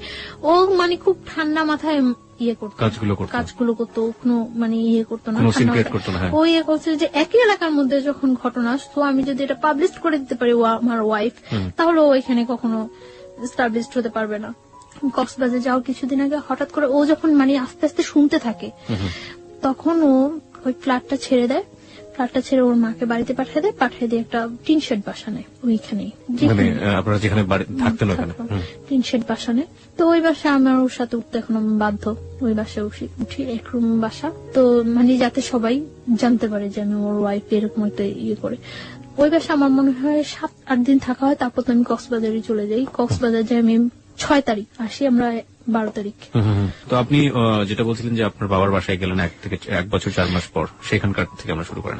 না, আমার বাড়ি থেকে করে যে আমার আব্বু অসুস্থ, বাড়ি যাওয়ার জন্য বলে যে আমার কাকা, আমার যারা আছে সবাই বাড়ি যাচ্ছে। তো আমি কয়েকজনের কাছে ফোন দিই, কেউই জানে না আমার আব্বু যে অসুস্থ। তারপর মানে হঠাৎ করে শুনে আমি আর করতে পারি না। আমি আচ্ছা ঠিক আছে আমি আসবো। তো কিছুক্ষণ পর আবার সবাই ফোন দিয়ে বলতেছে হ্যাঁ তোমার আব্বু অসুস্থ। তো আমার কাছে ব্যাপারটা খুব লাগে। তো আমি ওরা বলতেছি যে আমার এইভাবে বাসায় বাড়িতে নিয়ে যেতেছে। আমি ওর সাথে হোস্টেল খুঁজতেছি তখন। তো বাড়িতে যেতে হবে, আমি বাড়ি যাওয়ার জন্য দুপুরে আমরা ওর কাছ থেকে বিদায় নিয়ে আসতেছি। ও রাস্তার মধ্যে দাঁড়ায় কান্না করতেছে, আমি চলে আসতেছি, ও কান্না করতেছে। আমার কাছে খুব খারাপ লাগতেছে তখন যে সেই জানুয়ারি মাস থেকে ওর সাথে আমার হইতেছে, কিন্তু কখন আমি একটা দিন মনে হয় ওরে ছাড়া ওর সাথে আমার দেখা হয়নি, এরকম যায়নি। ও যখন রাস্তার মধ্যে দাঁড়ায় কান্না করতেছে তখন আমার কাছে খুব খারাপ লাগতেছিল যে আমি যাব না। তারপর আমি বাড়িতে যাই। যখন আমি লঞ্চে উঠার পর মানে কিছুটা যাওয়ার পর আমি জানতে পারি যে আমার খালতো ভাইটা ফিক করে আমাকে বাড়িতে নিয়ে যাচ্ছে। তখন আমার মানে লঞ্চের মধ্যে বলতেছে যে তুই যে কাজটা করছো কাজটা কি ঠিক? আমার খালতো ভাইটা আমার ইমিডিয়েট 6 মান্থের ছোট। তো ও যে আমাকে লাইক করতো, পছন্দ করতো, সেটা আমি কিছুই জানতাম না। আমি হঠাৎ দেখতেছি ও আমার পা ধরে বলতেছে যে আমি তোর অনেক ভালোবাসতাম, তুই যে এই কাজটা করবে আমি কখনো বুঝিনি। হ্যাঁ, আশ্চর্য হয়ে যায় যে ওকে কি বললো এটা। পরে আমি বলছি কি কাজ? পরে বলতেছে তুই এইরকম একটা ছেলের সাথে করতেছিস, করতেই পারি, এটা আমার life. Let me ask you one thing. আপনার কি ফার্স্ট লাইফটা সম্পর্কে সে জানতো না যে আপনি হ্যাঁ জানতো। তারপরে এবং ফার্স্ট লাইফটা আমার যতটুক মানে সাপোর্ট করার ও আমার তখন করতো, যে এইভাবে এইভাবে তুই বাইরে আসবি ওইখান থেকে, এইভাবে এইভাবে ইয়ে করবি। ওর সাথে আমার সাথে জাস্ট একটা ফ্রেন্ডের মতো ছিল আমার খালতো ভাইটার সাথে আমার সাথে। ওকে, যখন দেখলো যে আপনি বাইর হয়েই গেছেন অন্য একজনের সাথে, তখন কি সে আপনার পা ধরতেছে যে না তুই এটা করতে পারবি না? ওকে, হ্যাঁ, এবং আমার ফার্স্ট লাইফটা মানে যত সমস্যাগুলি সিনক্রেট করছি আমি ওই বাসায়, সবটা ওর ইয়াতে করছি। ওকে, লেট মি, আমার মনে হয় গল্পটা অনেক জটিল হয়ে গেছে আমাদের শ্রোতাদের কাছে, আমি একটু পরিষ্কার করে দিতে চাই। বন্ধন ব্যাপারটা হচ্ছে এরকম যে প্রথম যে ঘটনাটা ঘটেছে তার জীবনে, ছায়ার জীবনে, সেটা তো আপনারা জানেনই যে জোরপূর্বক, এবং জোরপূর্বক ওর কোনো যাওয়ার কোনো গতি ছিল না, এবং যে কারণে সে ওই ছেলের সাথে এতদিন পর্যন্ত থেকেছে, ওই বাসায় থাকতে হয়েছে তার। এই থাকা অবস্থায় সে তার খালাতো ভাইয়ের কাছ থেকে ফুল সাপোর্টটা পেয়েছে, এবং খালাতো ভাই বলেছে কিভাবে কিভাবে বাসা থেকে বের হয়ে আসবি, কিভাবে কিভাবে তুই আমার এই কাজটা করবি, ওই কাজটা করবি, এটা ফুল সাপোর্টটা সে পেয়েছে।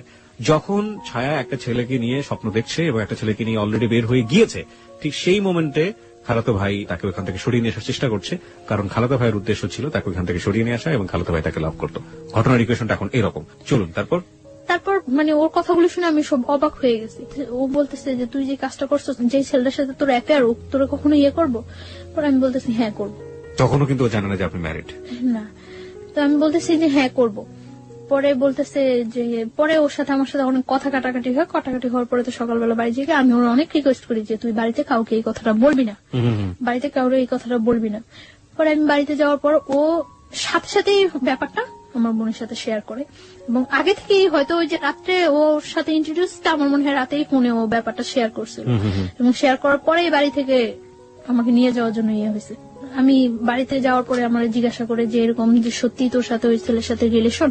পরে আমি বলি যে না, আমার সাথে এরকম কোন ছেলের সাথে, কারণ আমি জানি যে ওইখান থেকে আমার আসতে হলে এটা আমার যেভাবে হোক চাপাই যেতে হবে। তো তারপরে কি করে আমার ফোন থেকে ওই নাম্বারটা, রুমেলের নাম্বারটা আমার বাড়ির সবাই সেন্ড করে দেয়, এবং তখন বাড়ি থেকে রুমেলের ফোন দেয়। ফোন দিয়ে রুমেলের বলে যে তুমি কি জানো ওর যে আগে একটা বিয়ে হয়েছিল? মানে আমার বাড়ি থেকে ইয়াটা ছিল এরকম যে আমার আগের হাজবেন্ডের সাথে কাট করে এখান থেকে আমাকে একেবারে নিয়ে যাবে, এবং নিয়ে যাওয়ার পরে যে আমি বাইরে যাই, কিছু বাইরে ইয়ে করে আসবো, আসার পর এস্টাবলিশড ভাবে ইয়ে করার জন্য। কিন্তু আমার খালতো ভাই ওটা ইয়ে করে যে ওই ছেলেটা পড়াশোনা করে না, বা দেখতে ইয়ে না, দেখতেও ততটা ইয়ে না, রুমেল ঢাকার ছেলে, তার জন্য সব দিক দিয়ে ওকে ডিসলাইক করানো, মানে আর আমার খালতো ভাইটা সবাই খুব পছন্দ করে, আমার ফ্যামিলি ছাড়াও সবাই খুব পছন্দ করে ওরে। আমি ওরা অনেকবার রিকোয়েস্ট করছিলাম যে তুই বাড়িতে বলবি না। ও কি করছে, বাড়িতে যা ফোন নাম্বারটা দিয়ে দেওয়ার পর রুমেলের ফোন করছে। আমার মা ফার্স্ট ফোন দেওয়ার পর রুমেল ফোন রিসিভ করার পরে বলতেছে আমি মানে আমার আগের হাজবেন্ডের বলতেছে যে আমি ওই লোকটার শাশুড়ি। তো অবাক হয়ে গেছে যে কি বলতেছে। তো ও মা বলে কথা বলছে, কথা বলার পরে মানে আমার বাড়ি থেকে বলে দিচ্ছে যে আমি ম্যারিড। তো আমার জিজ্ঞাসা করছে যে তুমি কি সত্যি ম্যারিড? পরে আমি বলছি না, আমি ম্যারিড না। কখন আমি বিশ্বাসই করি না যে আমি বিয়ে করছি, বা আমার এরকম আমার ইয়ে ছিল যে ওরা আমি সবকিছু একদম সুন্দরভাবে বুঝাই বলবো। এইভাবে বললে তো পরে বলতেছে যে সত্যি তুমি ম্যারিড না? আমি একটু গিয়েছিলাম যে আমি যে কাজটা করিনি আমার পক্ষ থেকে, রিলিজিয়াস পার্সপেক্টিভে এটা বিয়ে না, এটা হওয়া সম্ভব না, এবং আমার মনের মধ্যে এইটুকু গিয়েছিল যে আল্লাহ আমাকে কখনো এর জন্য শাস্তি দিব না, কারণ আমি তো ইচ্ছাকৃত ভাবে কিছু করিনি। তো বলছে আচ্ছা ঠিক আছে। পরে আমি পরদিনই আমি বাড়ি থেকে খুব তোড়জোড় করে আমি ঢাকা আসতেই হবে, পরদিনই আমি চলে আসি ঢাকা। এক কথায় পালাই চলে আসি ঢাকা, বাড়ি থেকে পালাই চলে আসি, দুপুরবেলা পালাই চলে আসি। আসার পর পরদিন সকালে আসি, আসার পরে আমার মনের মধ্যে কেনই যেন একটা এক্সট্রা সাহস হয়ে গেছিল যে আমি তো এই কাজটা করিনি, তো আমি অন্তত আল্লাহর সাপোর্টটা তো কম। তো আমার তখন বলতেছো মিথ্যা হলে কিন্তু তুমি পাগল হয়ে যাবে, এটা হইব ওইটা, কিচ্ছু হবে না, আমার কিচ্ছু হবে না। এইভাবে বলিনি যে আমার বিয়ে হয়নি, আমি ওরে বলছি যে না আমি কাউকে বিয়ে করি নাই। Okay, this is the note of line. ও বলেছেন আমি কাউকে বিয়ে করি নাই। আমি কিন্তু এটা বলতে পারতাম যে আমি আমার বিয়ে হয়নি, আমি কিন্তু এটা বলিনি। আমি বলছি যে আমি কাউকে বিয়ে করি নাই, কারণ আমি ওই রেখে দিছি যাতে আমি ওরে বলতে পারি পরে। তারপর ও বিলিভ করার পর আমার হোস্টেলে উঠায় দেয়। ওই দিনই হোস্টেলে উঠায় দেওয়ার পরে আমি তখন আমার কলেজ অফ, পড়াশোনা থেকেও আমি অনেকটা ইয়ে হয়ে গেছি। আমি তো ওর সাথে ঘুরতেছি, ইয়ে করতেছি, খুব এনজয় লাইফে। মানে ওরা আমার মতো হ্যাপি পারসন নেই। ও মানে এতটা ভালো হয়ে গেছে, ওর আগে যে অ্যাডিক্টেড ছিল, নেশা করতো, ওগুলো সব ছাড়িয়ে দিতেছে। কি নিত আমাকে একটু বলেন তো সম্পর্কে, ও কি ধরনের নেশা করতো? ও আগে ইয়াবা নিত, ইয়াবা নিত। এমনিতে ও সব প্রকার নেশা করার ওর অভ্যাস আছে। আচ্ছা, আর এমনিতেই ওর যেটা বলছিলেন যে সন্ত্রাসী টাইপের ছিল, মানে কোনো ঝামেলা ছিল? হ্যাঁ, ও বলছিল আমারে যে ওর আউটসাইডে কিছু প্রবলেম আছে। সেগুলো কি আপনি জানেন? হ্যাঁ, আমি জানি। ওকে, মানে you want to share with us or not? Not. আপনি শেয়ার করতে চাচ্ছেন না? না। আমরা ধরে নিচ্ছি ও যাকে ভালোবাসে রোমেল, সে এমন একটা জগতের সাথে জড়িত যেটার সাথে আসলে সাধারণ মানুষের ভালো চোখে দেখার কথা না, কিন্তু ও যে জায়গাটা থেকে রোমেলকে দেখে সেই জায়গাটা অনেক পবিত্র একটা জায়গা। আমরা সেই জায়গাটা থেকে দেখতে চাই রোমেলকে, এবং ও চেষ্টা করে যাচ্ছে রোমেলকে ভালো করার জন্য, এবং রোমেলও সেই জায়গাটা থেকে ভালো হওয়ার জন্য নিজেকে পরিবর্তন করার চেষ্টা করছিল। আমরা এই পজিটিভ জিনিসটাকে হাইলাইট করতে চাই। চলুন তারপর। তো দেখা যেত আগে প্রচুর পরিমাণে স্মোক করতো। তো যখন আমার সাথে এরকম ডিপ রিলেশন যাচ্ছে, ও তখন দিনে 2-3টা সিগারেট খাচ্ছে, মানে তাও আমাকে বলে বলে খাচ্ছে। না, আমি চাচ্ছি যে ওর লাইফটা আমি এইভাবে ইয়ে করে দেব যাতে ও কখনো এটা ইয়ে করতে না পারে যে আমি আগে একটা বিয়ে হয়েছে তার জন্য ও আনহ্যাপি না। আমার সবসময় চিন্তা থাকতো যে আমি যদি কোনো একটু ভালো করি তার চেয়ে বেটার যাতে ও করতে পারে। আমি সবসময় এটা ফিল করতাম যে আমার ফ্যামিলিটা আমার কাছে ফ্যামিলি না, ওর ফ্যামিলিটা যাতে আমার কাছে ফ্যামিলি। আপনাকে তখন খরচটা দিত কে? আমার কাছে আমি বাড়ি থেকে আসার সময় কিছু টাকা ছিল, তারপর ও বিয়ার করতো। এখানে আমি ও টাকাটা আপনি তো করতে? হ্যাঁ, ওর টাকাটা ওর অনেক রিচ ফ্যামিলি। কয় ভাই বোন ছিল ওরা? এক ভাই এক বোন। ও একা ছিল? একা ছিল। বাবা কি করতেন? বাবা মারা গেছে। সো ও কি বড় ছিল? ও ছোট। ছোট ছিল, বোনের বিয়ে হয়ে গেছে। বুঝতেই পারছেন তার জন্য টাকা ম্যানেজ করা কোনো ব্যাপার না। আচ্ছা, ঠিক আছে। তারপরে আপনি হোস্টেল থেকে পড়াশোনা করতেন? হ্যাঁ, পড়াশোনাটা তখন আমার অফ আছে, আমার কলেজ অফ। রেজাল্ট হয়ে গেছে। রেজাল্ট হওয়ার পর আমার রেজাল্ট খুব ভালো হয়েছে, আমি মেডিকেলের মধ্যে সেকেন্ড পজিশনে আসছি। এত কিছুর পরও সেকেন্ড পজিশনে আসছি। আমরা বারবার একটু ইন্টারাপ্ট করছি, কারণ যে আপনার ফার্স্ট যিনি জোর করে আপনাকে বিয়ে করলেন, ওনার অ্যাক্টিভিটি ওই সময় কি ছিল? উনি কি করছেন? উনি তখন ফোন দিচ্ছে, ফোন দিয়ে এটা ওটা বলছে, ইয়ে করছে, বাট কখনো আমার সামনে আসছে না। রোমেলকে ট্রাই করেছে? রোমেলকে ফোন দিয়ে কথা বলেছে? না, আমার ফোনে ফোন দিয়ে কথা বলছে।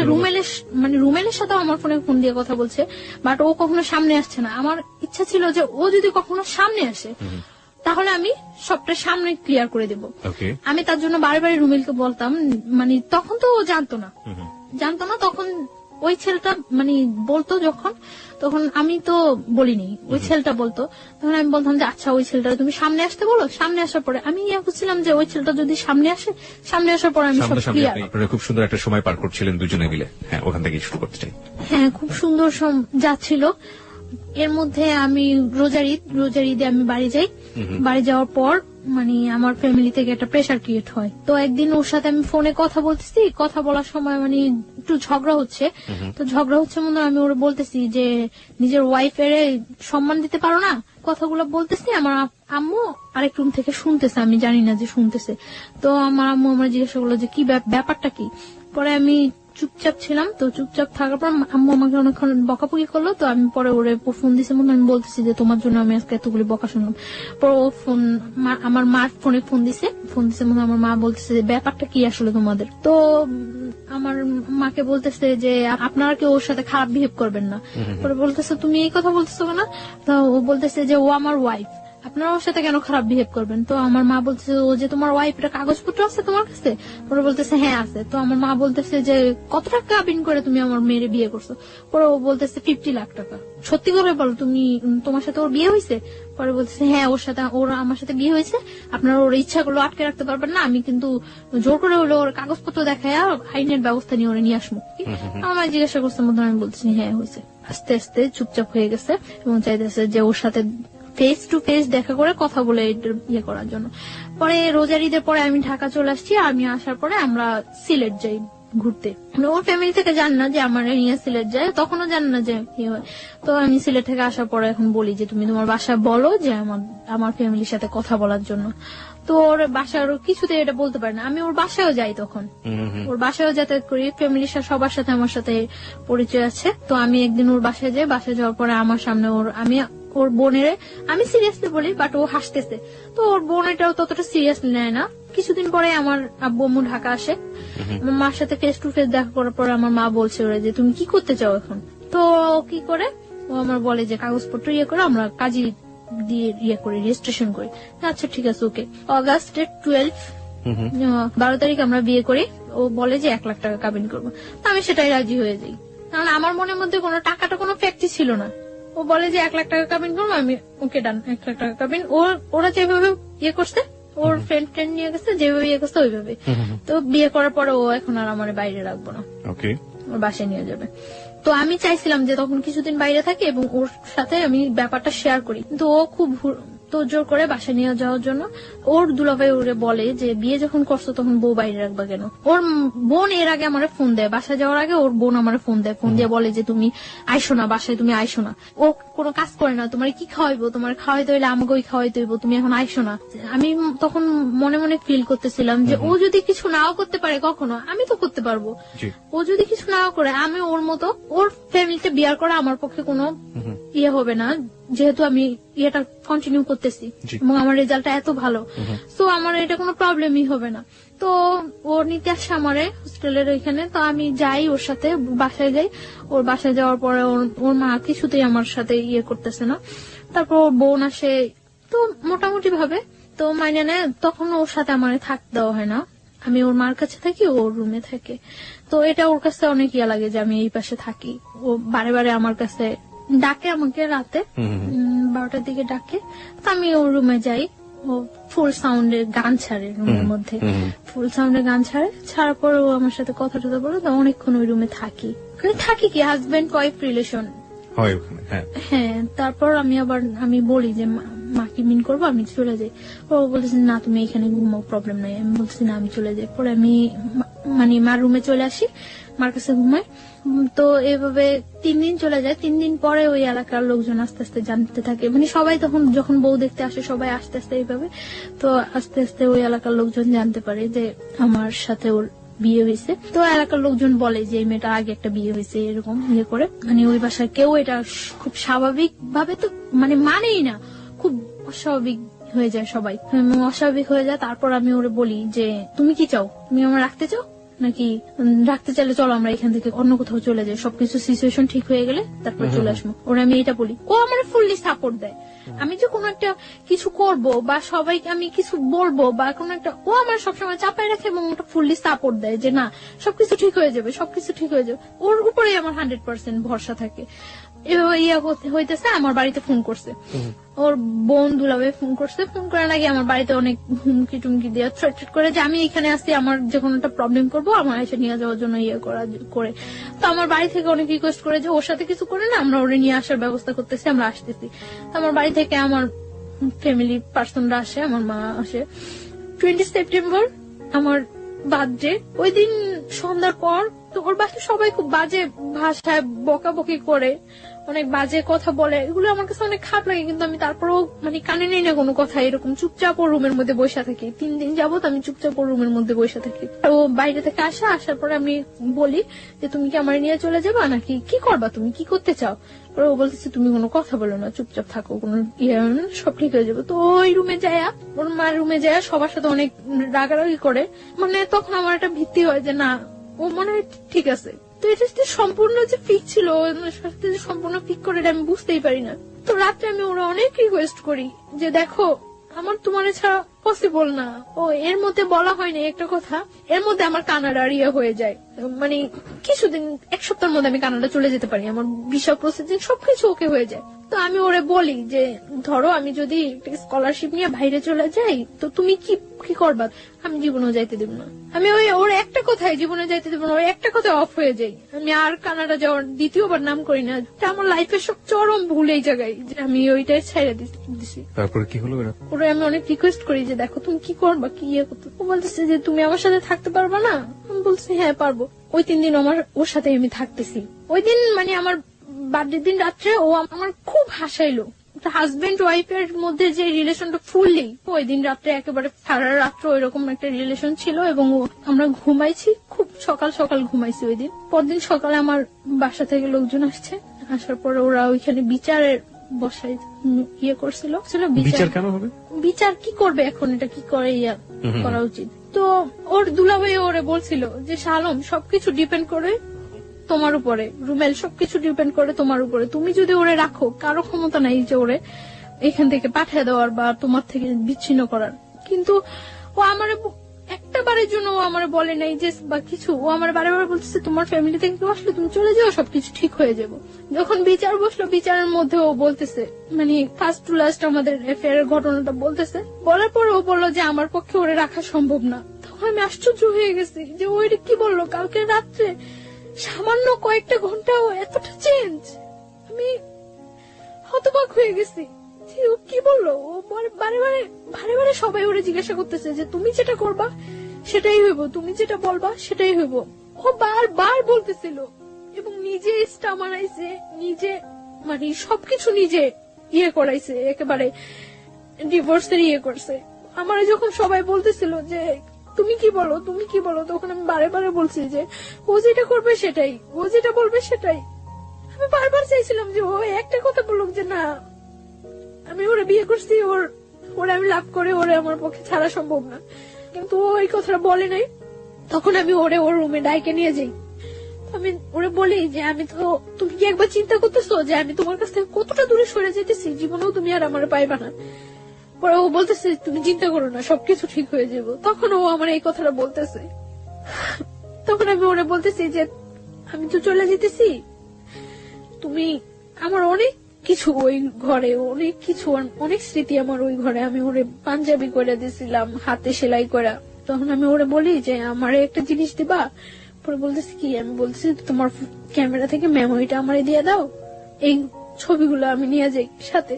পরে ও আমার মেমোরিটা দিতে রাজি হয়নি, তখন মানে কাটসিট হয়ে গেছে, 50,000 টাকা দিয়ে দিবে।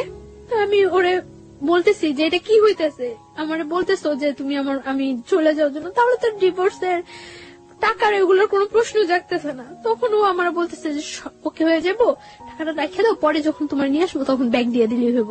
তখন আমি ওরা 100% বিলিভ করছি। আমি টাকাটা হাতে নিতে চাইনি, ও বলতেছে নেও নাও। পরে আমি নিয়ে আমার মার কাছে দিয়ে দিছি টাকাটা। আমি সবাই বলছে যে টাকা দেওয়ার পরে ডিভোর্স হয়ে যাওয়ার পরে ওরা এখানে আর একটু থাকতে পারবো না, আমাদের সাথে বের হয়ে যেতে, মানে আমার ফ্যামিলি পার্সন গুলো উইথ আমি।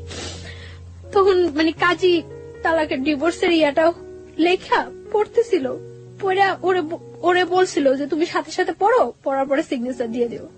ও এত স্পষ্ট ভাষায় সাথে সাথে পড়ে সিগনেচার দিয়েছে, আমি আশ্চর্য হয়ে গেছি যে ও জানে যে আমি ওর জন্য ঠিক কতটুকু স্যাক্রিফাইস করছি, আর ও কিভাবে এটা করলো।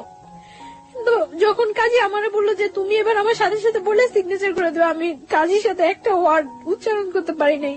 আমার মনে হইতেছিল যে আমার ভোকাল কর্ডটা অফ হয়ে গেছিল, আমি একটা ওয়ার্ড উচ্চারণ করতে পারি নাই। এবং সিগনেচার দেওয়া অবস্থায় যে আমার কতবার হাত থেকে কলমটা হয়ে গেছিল, আমার পুরো শরীর কাঁপতেছিল আমার, যে কি হয়ে গেল এটা, কি হয়ে গেল এটা, কি হয়ে গেল, মিলাইতে পারতেছিলাম না।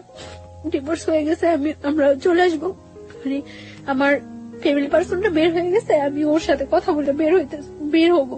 তখন আমি এই রুম থেকে ওই রুমে যাওয়ার সময় ওর মা ফার্স্ট আমার হিট করে, আমার শরীরে হিট করার পর ওইখানে যে কটা রিলেটিভ থাকে ওর বোন ছাড়া সবাই আমার হিট করে ওইখানে।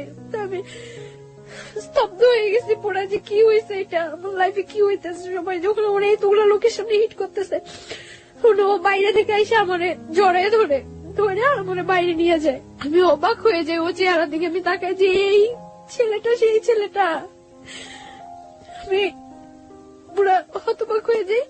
তারপর মানে যখন স্টারে চলে আসি আমরা, বারবার পিছনের দিকে তাকাইতেছি যে ও আসতেছে কিনা, ওরে দেখতেছি কিনা, দেখি না।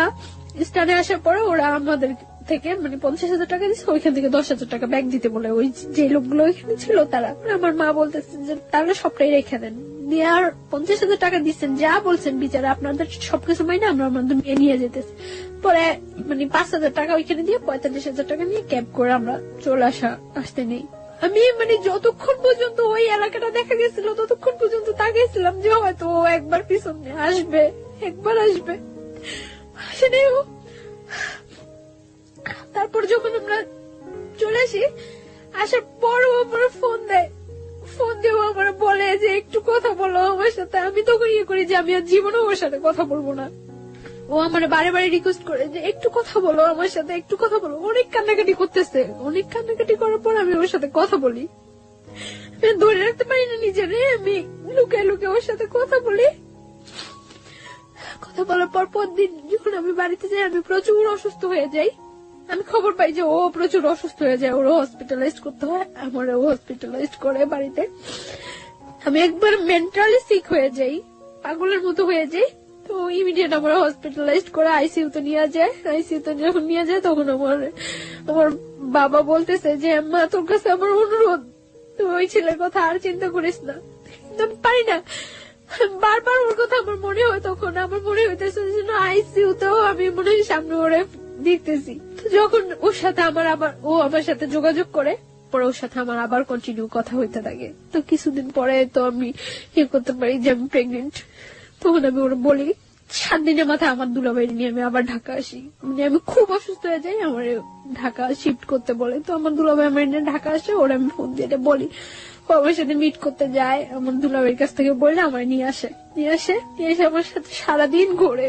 ওই দিন আমার নিয়ে কুমিল্লা যায়। তো আমরা ওইখানে থাকি, ওইখানে রাত্রে থাকি। ও বলে যে কিসের ডিভোর্স হয়েছে, এটা তো ডিভোর্সই হয়নি। ও আমারে বলে যে এটা ডিভোর্স হয়নি। ও স্বীকার করে না এটা ডিভোর্স হয়েছে, আমিও মানি না এটা ডিভোর্স হয়েছে। আমরা দুইজনের মেলা, আমি ওরে হলুদ দেই, ও আমার হলুদ দেয়, এবং আমরা ওই দিন বাসর ঘরটা সাজাই সুন্দর করে রুমের মধ্যেই দুইজনে মিলেই ওইখানে আমরা করি।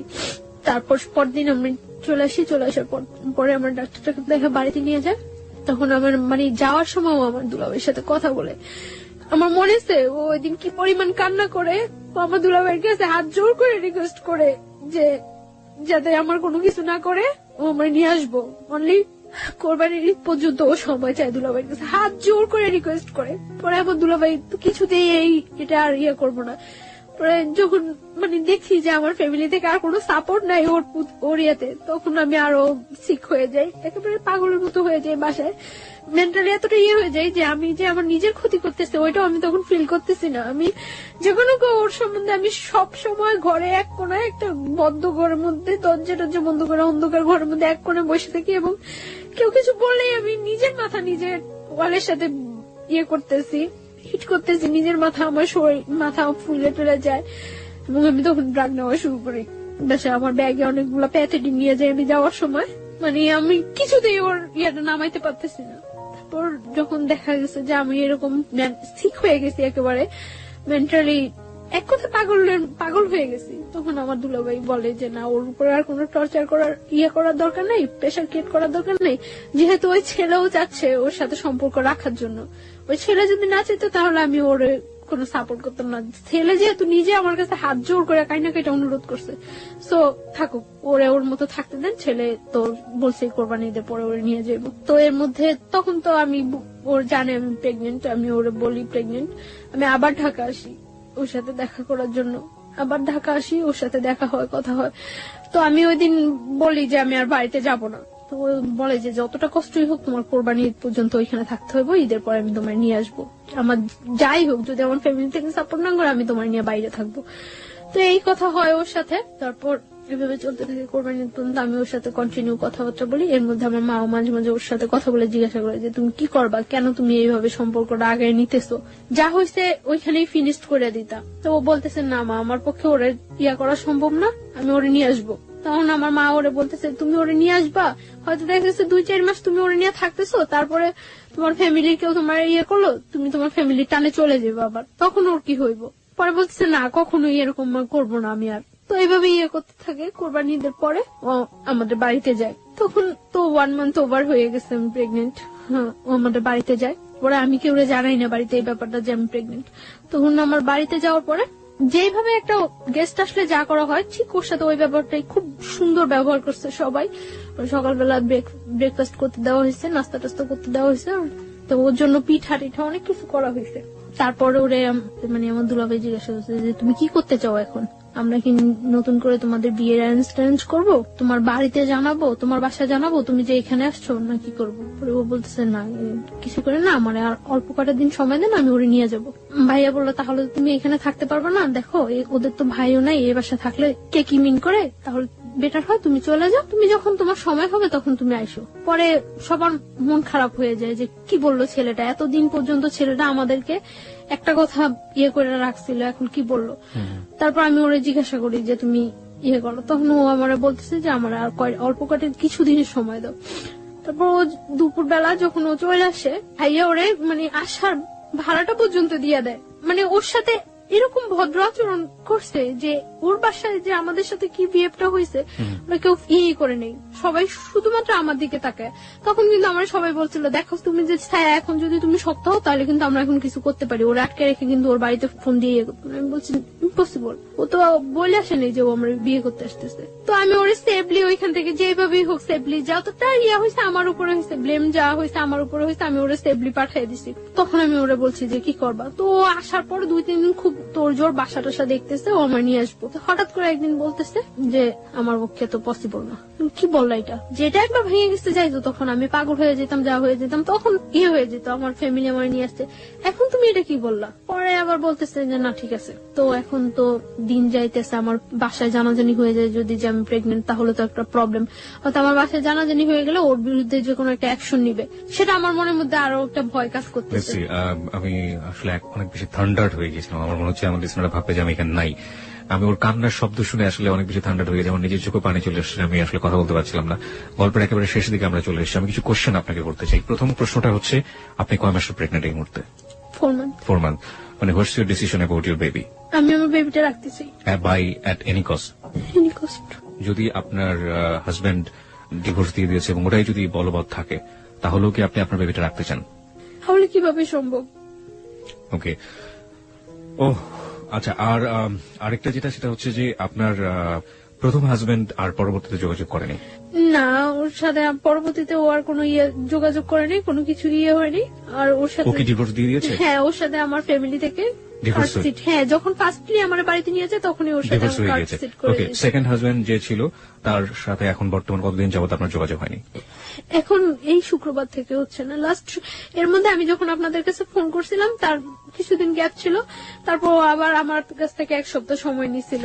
ওর অবস্থা হচ্ছে কখনো ফ্যামিলির কাছ থেকে ও মোটিভেট হচ্ছে, কখনো আপনার কাছ থেকে ও আসলে সিদ্ধান্ত নিতে পারতেছে না যে আসলে কি করবে। হ্যাঁ, এবং ও এখন খুব প্রচুর অ্যাডিক্টেড হয়ে গেছে, সারা দিন রাত নেশা করে এবং এই অবস্থায় থাকে। আপনি যে বলছিলেন যে আপনি মাঝখানে ড্রাগ নিচ্ছিলেন, আপনি কি এখন সেই ড্রাগ নিচ্ছেন? মানে আমি যখন ঢাকা চলে আসছি তখন থেকে আমি আর ড্রাগ নিচ্ছি না, কারণ আমার এখন ড্রাগ নিলে তো এটা আমার বেবিটার উপরও। আমি গল্পটা শোনার পরে আমার কাছে মনে হয়েছে যে আমাদের এই যে নিষ্পাপ দুটো প্রাণ, বা এই যে আজকে ছায়া যে জায়গাটায় দাঁড়িয়ে আছে, সেই ভুলের গুলোর জন্য আসলে কারা দায়ী? প্রথমত তার ফ্যামিলি, এবং দ্বিতীয়ত হচ্ছে যে ছেলেটা বিয়ে করলো তার ফ্যামিলি। লাস্ট আমি আর একটু শেষ করতে চাই। জি প্লিজ। যেদিন আমি ঢাকা আসছি ওই দিন ও আমার ভোরবেলা আনতে গেছে, আনার পর ভোরবেলা আসিনি আমার একটা হোটেলে উঠছে, উঠার পরে 1টা পর্যন্ত আমরা হোটেলে ছিলাম। তখন ওর সাথে আমার সাথে হাজবেন্ড ওয়াইফ রিলেশন কন্টিনিউ হচ্ছে, কারণ ও বিলিভ করে না ওর সাথে আমার ডিভোর্স হয়েছে, আমিও বিলিভ করি না। আর তাছাড়া তো আমি তো প্রেগনেন্ট। তারপরে আমার একটা জব নিছি আমি হসপিটালে, ওইখানে বাসা টাসা নিয়ে উঠছি। তো ওইখানে যাতায়াত করে যাচ্ছে আসছে করছে এইভাবে। এখন তো 3 মাস ওভার হয়ে গেছে। তো আমি বললাম যে এইভাবে তো হচ্ছে না, কারণ আমাদের মধ্যে আরেকটা লাইফ আছে, আরেকটা জীবন বাড়তেছে। তো আমি ওরা বলি যে এটা তুমি কিভাবে করবা, তো করতেছে না। তারপর আমি ওর বোনের ফোন দিয়া জানাইছি, ওর বোন ডাইরেক্টলি বলতেছে যে এটা যে ওর বেবি তার কি প্রুফ আছে। তারপর আমি বলছি যে ওরে জিজ্ঞাসা করার জন্য। আমি জানি না সত্য মিথ্যা কতটুকু, কে সত্য কথা বলতেছে কে মিথ্যা কথা বলতেছে। ওর বোন নাকি ওরে জিজ্ঞাসা করছিল, ও নাকি অস্বীকার করছে যে না এরকম কোন বেবি টেবি নাই, এগুলি কিছুই না। সেই সত্যটাকে আপনি কিভাবে নেবেন সেটা আপনার একেবারে ব্যক্তিগত ব্যাপার, কিন্তু আমার মনে হচ্ছে কিছু একটা বলা উচিত। সেই বলার জায়গাটা থেকে আমি যেটা বলতে চাই, আপনার যাকে আপনি লাভ করেন, আপনার হাজবেন্ড, আপনার প্রিয় মানুষ, তার প্রতি শ্রদ্ধা রেখে, আপনার ভালোবাসার প্রতি শ্রদ্ধা রেখে আমি যেটা বলতে চাই, সে যে কাজটা করেছে মহা অন্যায় করেছে। প্রথম কথা হচ্ছে এটা কেন করেছে? আপনাকে যখন তার ফ্যামিলির চাপে ডিভোর্সের মতো কাজটাই করলো এবং বললো যেটা ম্যানেজ হয়ে যাবে, সেটা ম্যানেজ করে এত বড় গর্হিত অপরাধ সে যখন করতে পারলো, তখনই কিন্তু আপনার ধারণা নেওয়া উচিত ছিল যে এই ছেলেটাকে দিয়ে আপনি এত বড় রিস্ক লাইফে নিতে পারবেন না। 1 2 নাম্বার হচ্ছে আপনি এখনো তার আশা করে আপনি বেবিটাকে আপনার পেটের মধ্যে বড় করছেন, আপনার শরীরের মধ্যে বড় করছেন। আপনি কিন্তু প্রথম মেসেজটা পেয়ে গিয়েছেন যে তাকে নিয়ে আপনি আসলে কতটা শক্তিভাবে দাঁড়াতে পারেন, কিন্তু আপনার ভালোবাসা সম্পূর্ণ অবুঝ, এবং সেই জায়গাটা থেকে আপনি এখন, আমরা যতই বুঝেন এখন আপনি বুঝবেন না। তবে আমিও চাইবো না, কোনোভাবেই চাইবো না, আমি ব্যক্তি মানুষ হিসেবে চাইবো না যে আপনার এই বেবিটা নষ্ট হয়ে যাক, আপনার এই বেবিটা পৃথিবীতে না আসুক, কোনোভাবেই চাইবো না। এবং কিন্তু আপনি মানুষ হিসেবে যে বাস্তবতা ফেস করেছেন, আপনার বেবি পৃথিবীতে আসার পরে কোন বাস্তবতা ফেস করবে সেটা আমরা একেবারেই অনিশ্চিত। আর আমি সুইসাইড অ্যাটেন্ড করছিলাম, সুইসাইড অ্যাটেন্ড করার পর ও আবার আমার কাছে গেছিল, যে আমার বলতেছিল যে যাই হোক এই বেবিটা নষ্ট করা যাবে না, আর এই বেবিটা ওর পরিচয় বড় হইব। কিন্তু গতকালকে আমার ওর বোনের সাথে কথা হয়েছে, ওর বোনের নাকি ও বলছে যে না ওর কোনো বেবি নাই, ও আমার মতো মেয়েরা নাকি ঘরে নিতে চায় না। অথচ একটা সপ্তাহ আগে গত শুক্রবার, এই শুক্রবার আগে শুক্রবার ও আমার কাছ থেকে যখন যায়, আমার বাসা থেকে যখন যায় তখন ওর রিকোয়েস্ট করে যায়। এই শুক্রবার ওর সাথে আমার সাথে ফোনে কথা হয়েছে। ওকে, আপনি আমাকে একটু বলবেন যে ওর ফ্যামিলি কাছে কি ও কি ধরনের বাধা? ওর ফ্যামিলি কি ওকে ত্যায্যপুত্র করে দিতে পারে বা এরকম কিছু কি? আমি জানি না ওর ফ্যামিলি থেকে ওরা কি করবো না করবো, আমি এটা ইয়ে করতে পারি না। তবে আমার মনে হয় না কোনো মা কোনো বোন চায় যে তার ভাইটা বা তার সন্তানটা কষ্টে থাকুক, এটা কেউ চায় না। আমি জানি ও আমার অনেক লাভ করে এবং আমার জন্য ওই যে বললাম না এখন 24 ঘন্টা ও শুধু নেশা করে, 24 ঘন্টা। শুধু এটাই বলতে চাই যে যেই ছেলেটা এতটুকু পরিমাণে ইয়ে করে, এটা বোঝা উচিত যে সে আমার কতটুকু লাভ করে। আর শুধু সে একটাই, আমার কাছে ওর একটা চিঠি আছে যে ও যাওয়ার আগে রেখে গেছিল আমার বাসায়। চিঠিটা কি আছে আপনার কাছে এই মুহূর্তে? Give me that letter. আচ্ছা, আপনার অনুমতি পেলে আমরা চিঠিটা পড়তে পারি, রাইট? ওকে, এই চিঠিটা দিয়ে আমাদের গল্পটা শেষ হবে। আমি চিঠিটা পড়তে চাই। ও লিখেছে হচ্ছে আমাকে, প্রথমটা ছিল আমাকে ভুল বুঝো না, ভালোবাসি। তারপর লিখেছে জান জানো আমার সারাটা জীবন কান্না করে কাটাতে হবে। আমি জানি যা করছি সব ভুল, কিন্তু আমি কি করব? মা বোন পাড়া প্রতিবেশী একদিকে, তুমি একদিকে, কি করব জানি না। আমার কপালে হয়তো লেখা ছিল সারা জীবন তুমি আমার থাকবে, কিন্তু সেটা আর হলো না। আল্লাহ যা করে ভালোর জন্য করে, ভালো থাকবা, ঠিকমতো চলাফেরা করবা, নিজের যত্ন নিবা। আর আমি নেশা করতে করতে হয়তো কোনো রাস্তা বা মেডিকেলে থাকবো, মৃত বা জীবিত। এটাই আমার জীবন। চোখের পানি আটকাতে পারিনি, তাই তোমার খাতাটা নষ্ট হলো। হ্যাঁ, এবং সেটা ঠিকই আছে। ও যেটা বলেছে যে খাতার এক পাশটা অনেক ভিজে গিয়েছে। খাতা মানে হচ্ছে আসলে যে পেজটাতে লিখেছে সেটা অনেকটা ভেজা, এবং ভেজার কারণে কলমের কালিগুলো নষ্ট। চলে গেলাম, ভালো থেকো, আই লাভ ইউ। আচ্ছা, আরো অনেক অনেক কথা লিখেছিল, লাভ ইউ টু। আচ্ছা, অনেক অনেক অনেক, কোনো ভুল করলে ক্ষমা করো। তোমার ভালোবাসা সেটা সারা জীবনও ভোলার মতো না। এক জীবন, 2 জীবন, 3 জীবন, শত শত জীবন পেলেও ভুল বোঝো না। শুধু তোমাকে চাই, তোমাকে চাই। আই লাভ ইউ চান, সোনা পাখি।